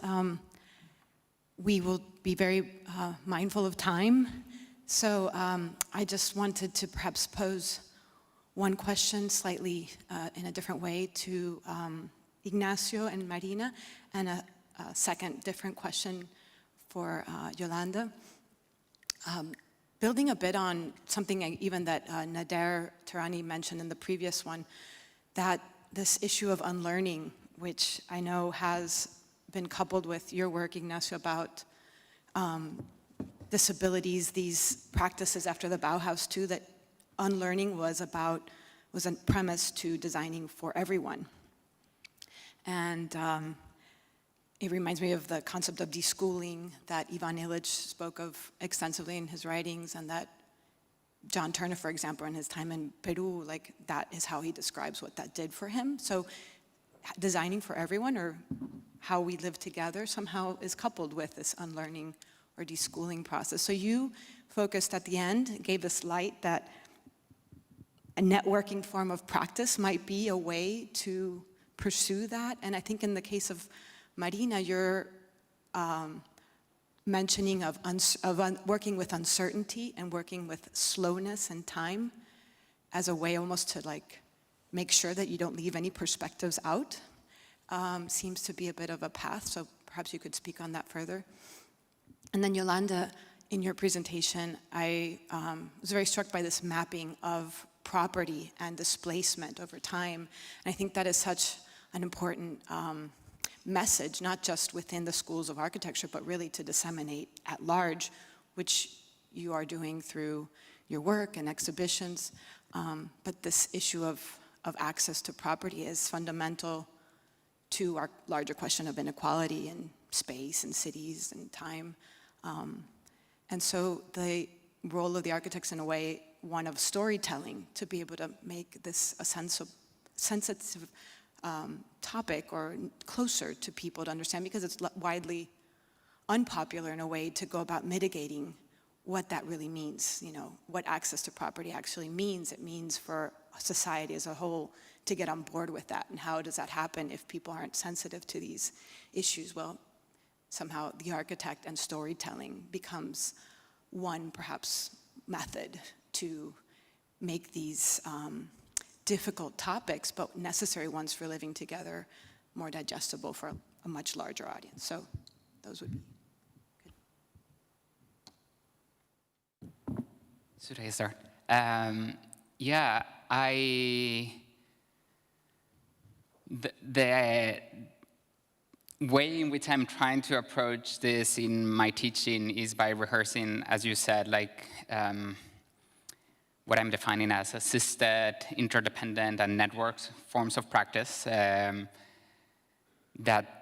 not only address disability, which is not always necessarily the center of the studio, but a model for a mode of practice that celebrates the fact that we all live in a world that in which we require support and find those interdependencies. So I'm trying to take that as a model for a kind of practice in which we can learn from knowledges and capacities that are distributed throughout society, in communities, by different kinds of experts.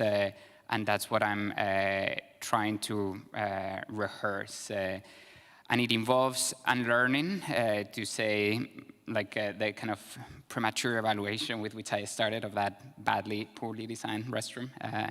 But it also requires learning. Like, and I told the story of this studio because there is kind of, there are histories of architecture that need to be told to learn how to do that. Like, and I fear that many times when we are trying to destabilize the canon, we do it just looking towards the future, but there are a multiplicity of genealogies of what architecture has been that can inform what it could be, and retelling those stories, I think, is fundamental, so that we don't reinforce by our narratives the idea that being an architect is one thing, and that if we need to address expanding concerns, we need to fight against architecture, because architecture has been and can be many things.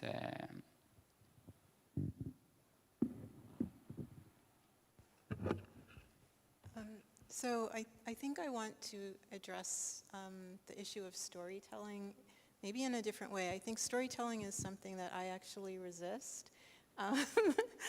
But in this last project in Los Angeles, I found narratives, and they were so compelling because the history, so often the history of descendants of Africa in the different places where they are outside of Africa, their history is not acknowledged, or it's, in some ways erased. And so I felt it was very important in a city like Los Angeles, which is very, forever future focused, to make these narratives tangible. So the idea of the plates that I was making, they were modeled on prayer plates, on books of hours from medieval books of hours that were prayers to saints. So each one is a place-based narrative about actual places, struggles that happened, and a kind of desire for community and place and agency by African American residents. But it was coupled with another project, which is for me been the primary project, which is really looking at dynamics and forces, power, looking at power in cities and how it shapes the built environment. So these narratives are placed in context of this larger network of forces that shape the city. And so, the narratives were a new turn for me, but the long thing that I've been teaching about and studying has been about, this network of forces. Okay, I will respond slowly but quickly. I think the question of how we pair as a method the pace of design work that needs to revert certain premises cannot be based on the expediency of production. I think it's a contradictory message that we're giving out to students to say, well, you have to think it all from different bases and you have 3 hours. I think that dynamics needs to change and that we need to adjust curriculum to meet a certain ambition of thinking that is accommodating of the shaking of certain grounds in a way that challenges just the ambition of production. So how we do that, I think we need to consider. I think Marina responded to the question before I even asked it a little bit, but in terms of your presentation, but as all three of you are professors of architecture, in some way you're teaching either a studio or a seminar within the School of Architecture, I'd like if you could share some of your trade secrets. For instance, how do you encourage risk-taking and encourage empathy, which you've already addressed, emotion, beauty, spirituality, magic, and alchemy? So you can choose any one or the above or all of the above if you want to respond to any of that. Maybe I'll answer. Does someone out there want to answer? I'll answer first. Because I think I strive for all of the above. And so I think in terms of my approach with the students, I try to give open-ended problems. It's not necessarily something that they're comfortable with. Usually people want to know the answer, yes, including instructors. Exactly. Before a problem is kind of given. I usually don't know the answer.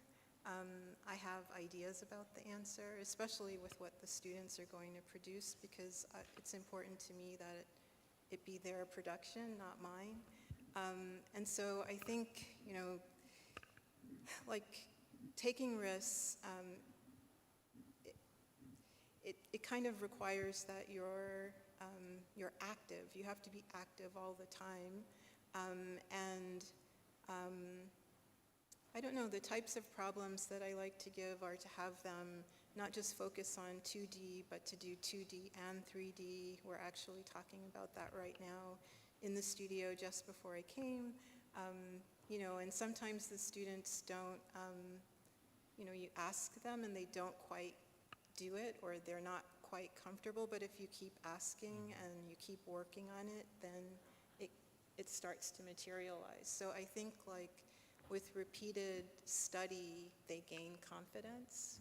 You know, they start to see as a group how an idea can develop. And I think that gives them confidence that enables them to take more risks, actually.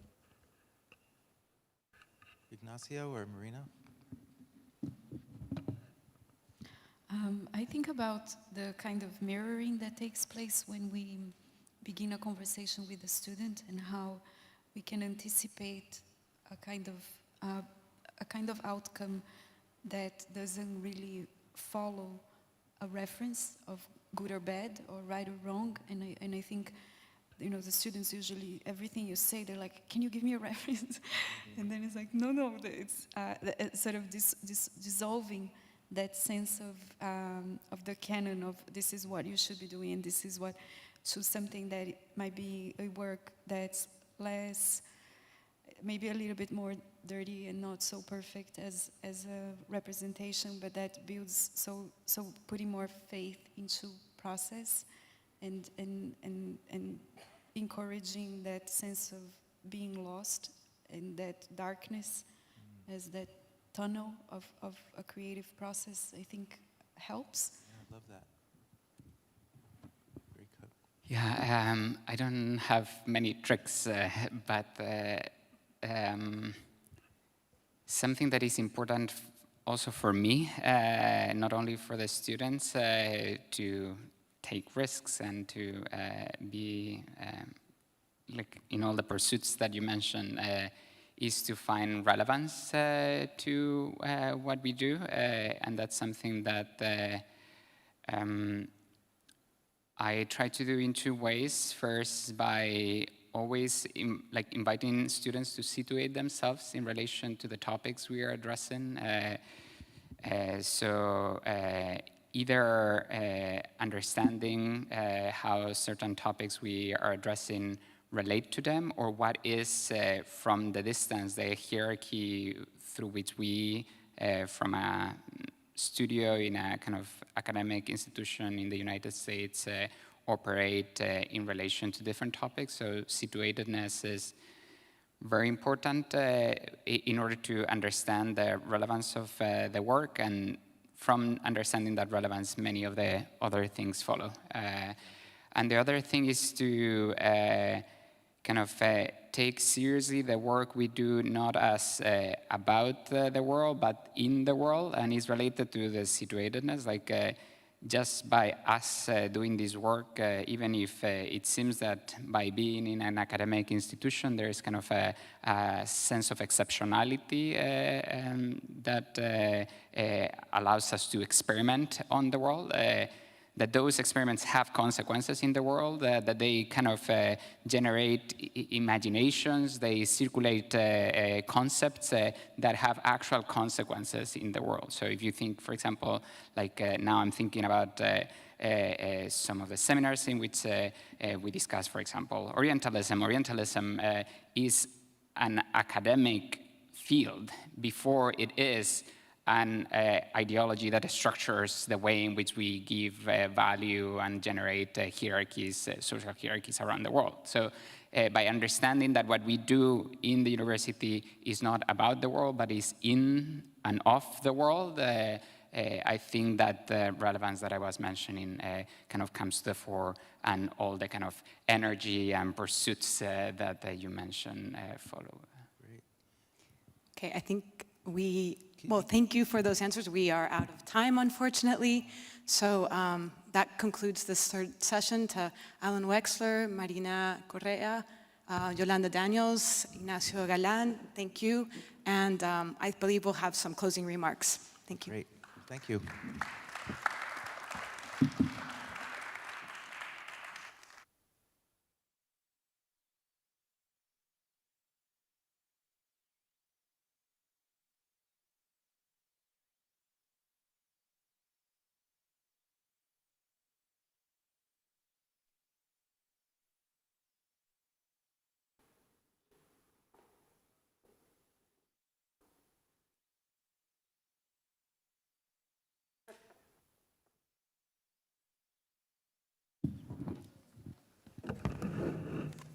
Thank you all very, very much.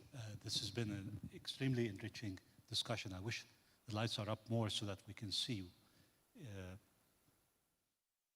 you. This Biennale has been a long journey, to say the least. And yet, I've had the luck of having the companionship and friendship of Alejandro Aravena throughout this journey. The journey began 2 biennales ago when I was president of the jury, invited by Alejandro, who was then curator. And it continued in a series of conversations, not about the Biennale, but about architecture. And when I was appointed, it was in conversations with Alejandro about the theme, the title, but then his support throughout the Biennale, cheering, advice, advocacy, and through that beautiful piece at the edge of the deck over there that hopefully tomorrow will be consecrated with the Mapuche leaders. That many of the ideas of this Biennale have unfolded. So it is only appropriate, and symbolically so as well, that Aravena is here with me at the end of the journey. Michel Montaigne described friendship as being a conversation that long precedes you, that long precedes even meeting you. And that in those small windows of time that you have a conversation, you wish it doesn't end, but it ends. And when it ends, somehow you carry the person with you in conversation. We have 20 minutes of real conversation. And I want to start maybe by extracting from the conversations we had earlier, the enriching conversations, some thematics, and point a question at you. And then maybe you can point a question back at me. Okay? Agree? What we heard today was extremely telling, not just of the education of the architect, but of the profession. I heard loud and clear that architecture as a profession is under deep scrutiny.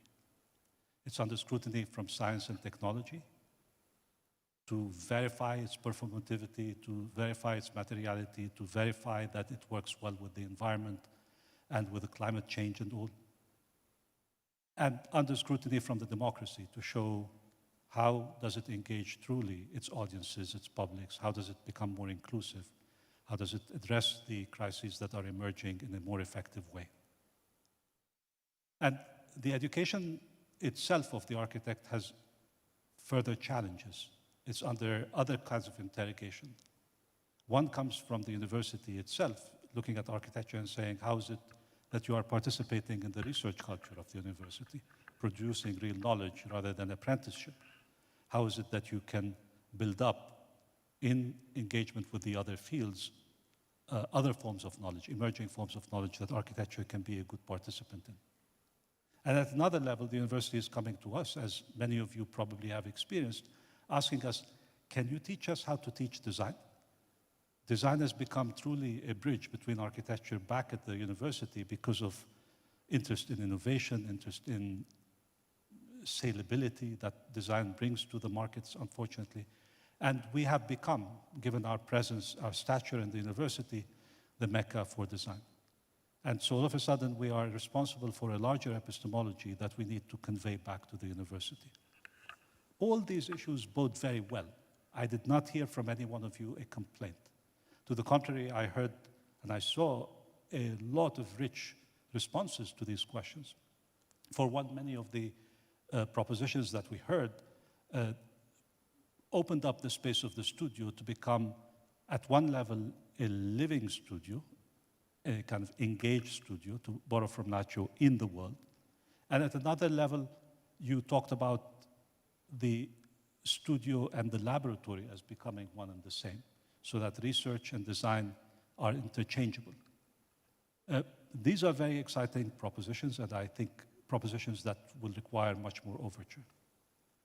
At another level, you raise the question of the nature of architectural representation, and given that it's become more complex through the visualization, through the use of AI, through other technologies, it has become much more comprehensive than abstract, much more able to describe the architectural problem and the architectural situation in more complex ways, but importantly, to also become more of a means of inclusion, so that there are no externalities anymore, or at least we are trying to reduce the externalities. I think many talked about the notion of externality in architecture as being at once a way in which we define the space of the table of the architect, but also the way in which we have reduced too much the impact of architecture on the world.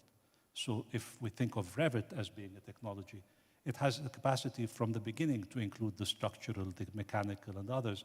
And I'm sure many of the representational forms that you explored today helped us expand the thinking about architecture and to be much more inclusive. And the inclusiveness is not just because of the means of representation. It's probably more driven by the scale of the problems and the complexities of the problems the world is putting at our doorsteps. And we need to act, we need to react. And here again, I think I heard in a very enriching way how many of you in your different schools and practices even have thought of changing our agency. We need to enlarge the table to include others because we need their expertise and all, but we need to maintain also our ability as architects to synthesize, to make connections, to look at the problem from different angles, and to maintain that level of flexibility. And I think the explorations that you presented to us today are only waiting to be articulated more as we begin to reflect more on the position of the architect around that table. We might have been conveners throughout, but today we might have to play also different other roles. But what struck me in many of the presentations today is how you kept holding on to the internalities, to those aspects that no matter which way we try to describe architecture in non-architectural terms, they remain there. We hold on to them, we spend studio time on them, we define, protect the discipline around them, and we try to convey them. In conversations with Aravena, he's always described these before as being a kind of ineffable attributes of architecture, those things we do not talk about. So Aravena, how can we talk about the things that we cannot talk about, is my question to you.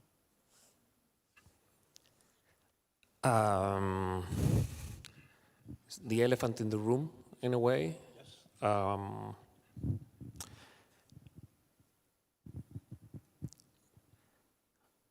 Listening to the panels before, and I really want to try to put some cotton around my remarks, which I think may be a little bit radical, and it's nothing personal. I think architecture can be learned. I'm not sure it can be taught. The more I stopped teaching after leaving Harvard in 2004, where we met. I'm so happy to not have to been connected to the university ever since. Because I think it kept me healthy, or dealing with problems that are real, not in the parallel universe that universities are inventing. If university seems to be a universe more than universality that is parallel and really not connected to the real world, which is challenging, it's tough, but ultimately healthy because you have to solve things that require an intellectual discipline, that require rigor, that require new knowledge, yet it's so self-explanatory when you made a contribution or when you didn't. the parallel universe of universities uses words that is very hard to know if we're doing better or not. So if I'm not sure, let's confuse them. And that seems to be the strategy of universities. We will not take it personally. I heard the school should not be confused with the profession. I think it's the other way around. The profession shouldn't be confused by schools. That's why in the education, the learning, I think it's the right thing. The teaching is what I'm not sure. So to sit around those that are trying to move a step forward and produce new knowledge and see and actually copy how they do, it's a healthy approach. Shut up and listen and imitate and look, even with all those struggles and hesitations and even mistakes, then you're somehow tempered and suffered together. The wording, I think it's extremely important when it was said, I try to give open-ended problems. The moment you give a problem, instead of engaging with a problem, starting from outside. So these are the things that, at least for me, create such a big doubt about teaching and universities.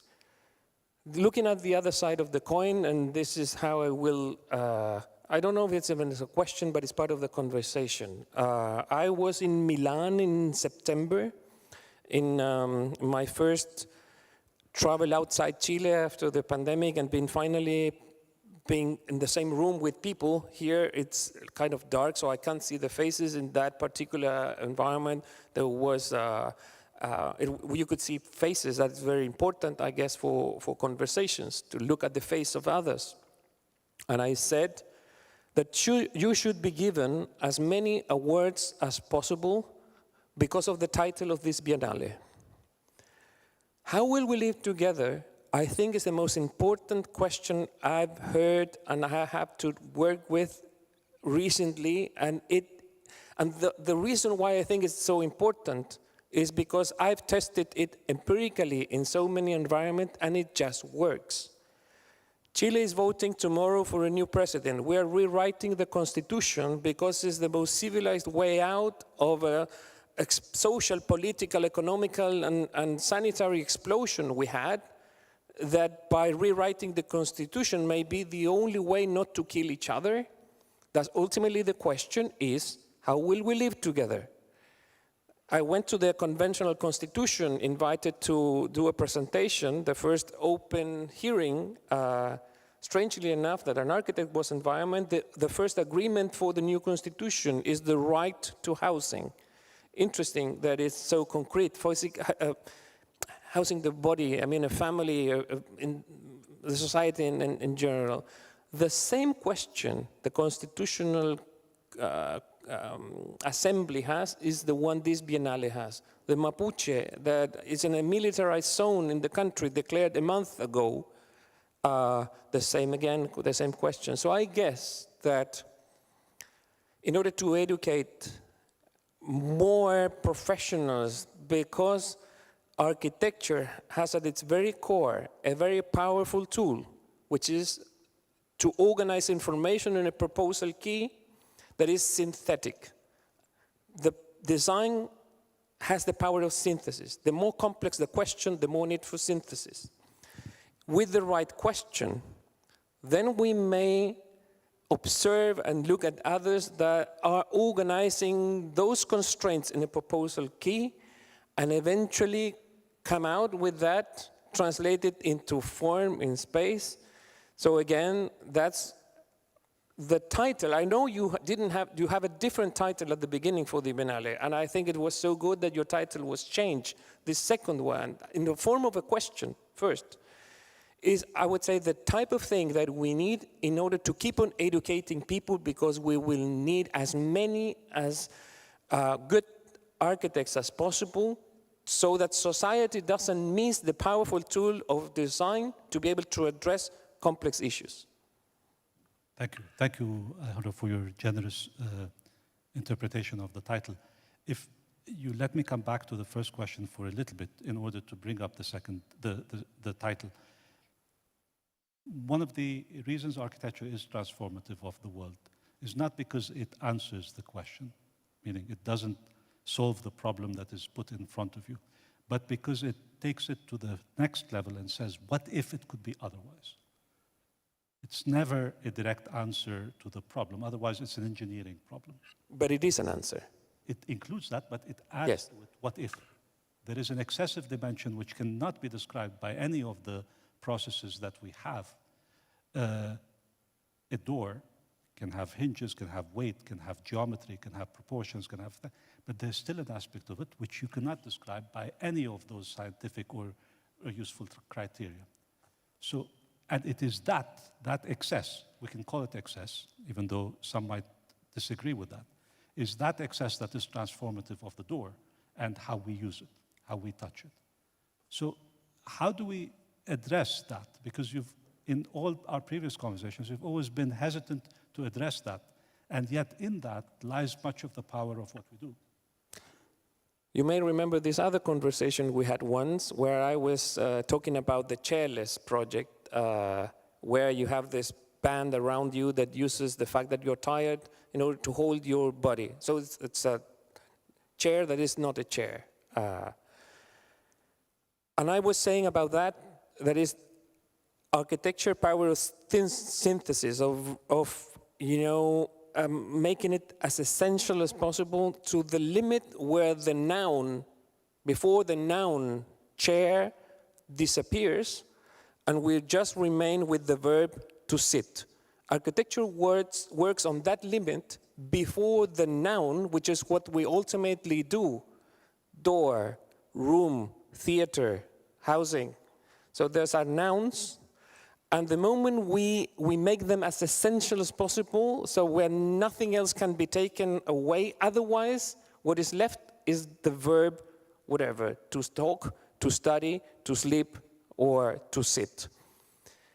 But having a conversation with somebody, I think you may remember the Argentinian architect Rafael Iglesias, that unfortunately died too young, at 50-something.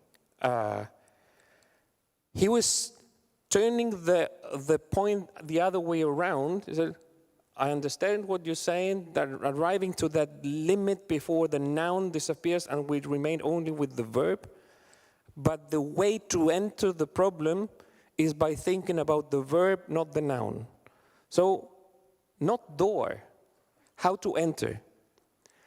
The moment we frame the question as how do we enter, then the answer may be door, but it may be another thing as well. It answers the question because in the end we have to enter, but not necessarily through a door. So I guess that knowing that the framing of the question is as a verb, but the outcome has to be that irreducible noun, that may give a clue for how to deal in a original way, but not for the sake of being original, but because questions that we tend to face cannot be answered with old knowledge.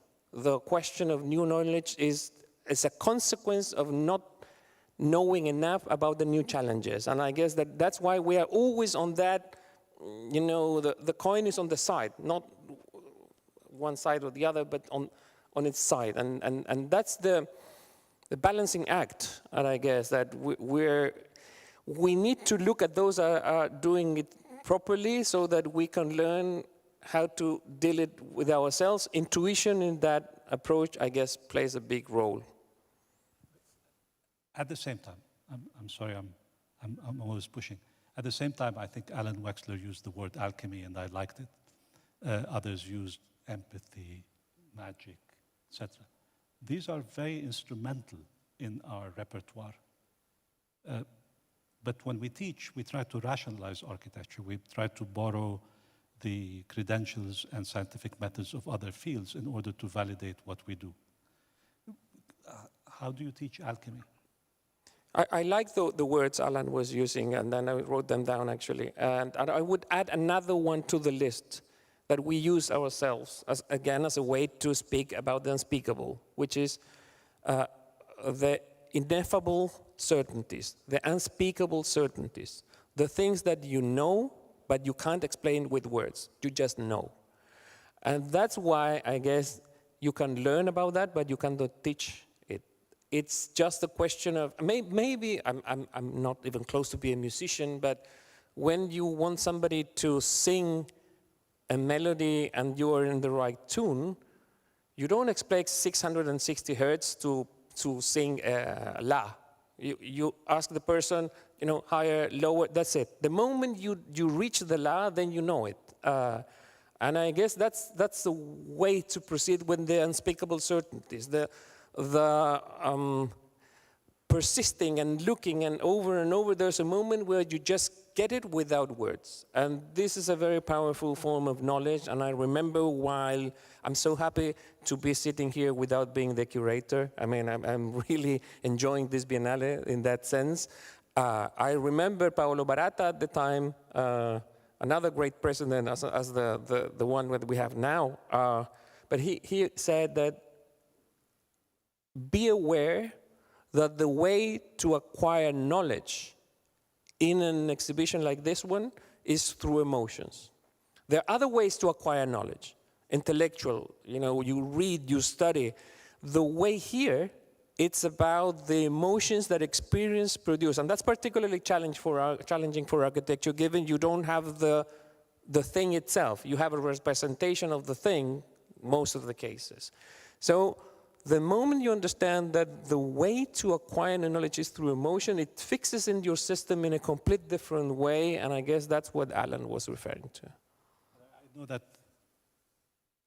poetry in your face is always a problem, but the inadvertent poetics of architecture is one of its most transformative dimensions. And we have created space in the university for trying to understand it and study it and develop and teach it. You're against that. I continue to believe that the university is the setting for us to be able to get to that inadvertent poetic. We might not get to it, but we should aspire to be asymptotically close to it. I truly believe in that role that the university has to play, because ultimately we always produce useless knowledge. At least it is useless now. It might be useful later on, and that we will be able to come back to it and articulate better how is it that we are able to be transformative of the world. And that brings me back to the title, because in a conversation we had, I think it was in New York, over a napkin, I reached the title Cohabitats, and we let it at that. But somehow that title was very fitting of one section of the Biennale, which became the unit where many of the universities participated in helping represent the cities they're in, and how these cities have over time created possibilities for cohabitation. But I did remember well something else that Baratta told me, a statistic, which is that more than 50% of people visiting the Biennale are not architects. And if we want to convey the power of architecture, I could not use a very architectural title. So I tried to present what architecture does in non-architectural terms, thus the title. But the title is a very old one, you know. Aristotle asked this question when he wrote his book on politics. And his answer back then, and I think I've shared it with this group before, was the city. And in a way, what he made happen, and many other political theorists made happen, is realize the incompleteness of the world without architecture. He could not write about the constitution of a society without putting architecture front and center, not just as the space in which it happens, but as the model for that society. That presence of architecture in every political action made me reverse the question. Say, can we ask it to architects? Because it can only expose what is already latent in what we do, but we haven't talked about it because somehow society, and maybe the university, subject us to a level of scrutiny which makes us think that what we do is only represent what the world wants, rather than propose alternatives to the way the world is. That's the question. And what you've just said, that the fact, and you've broken the record of visitors coming to the Biennale, which is in the context that we're living, I think it's such a huge achievement. But you don't break that record just by bringing more architects. You break it by bringing high schools and families, and to them, unless the question is phrased in a simple way without making it banal or oversimplifying it, it has to keep depth and relevance, yet it has to be easy to understand. It would be a disaster if you had to explain the question. I mean, the question should ask for answers, and in that sense, I guess that the beauty... To give credit to all the participants in the Biennale for not just giving this plurality of answers, but providing answers in a seductive, emotional way, and proving that this question could be a way to energize and engage the public. That, for me, was a very moving dimension of being the curator, which is you ask a question, and the answers that you get are even better than what you've ever expected. And I guess the common thing in that approach, and it's the beauty of the thing, is that the world can't care less about architecture. I mean, the world can keep on moving forward, and if architects disappeared, so what? And I think that's fantastic. We have to make ourselves necessary to the world. So unless we explain why they should even spend money in architects coming into the problem, then I think that's the real challenge. How do you make yourself necessary and you prove that you're not an extra cost and will slow down things, but actually, if you were not there, maybe the problem couldn't have been solved properly, and that's our task. In a way, the way that the problems are becoming bigger and more complex, and we're not shrinking anymore back to a reduced table saying that this is architecture, everything else is not. We're taking architecture to the world. Yolande, Eyal, others today showed how we are doing that, and doing it in a very convincing way without having to reduce ourselves. As you said, we bring the power of synthesis. We don't need to know everything. We don't need to control everything, but we're able to synthesize, and we can scale it up.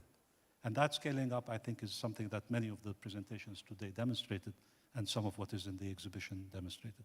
I'm getting a signal that we're out of time, but maybe I can thank you again, Ravenna. Montaigne, in referring to Aristotle's city, said of all the virtues in Aristotle's city, the highest was friendship. It was above the law. Thank you very much. You're welcome.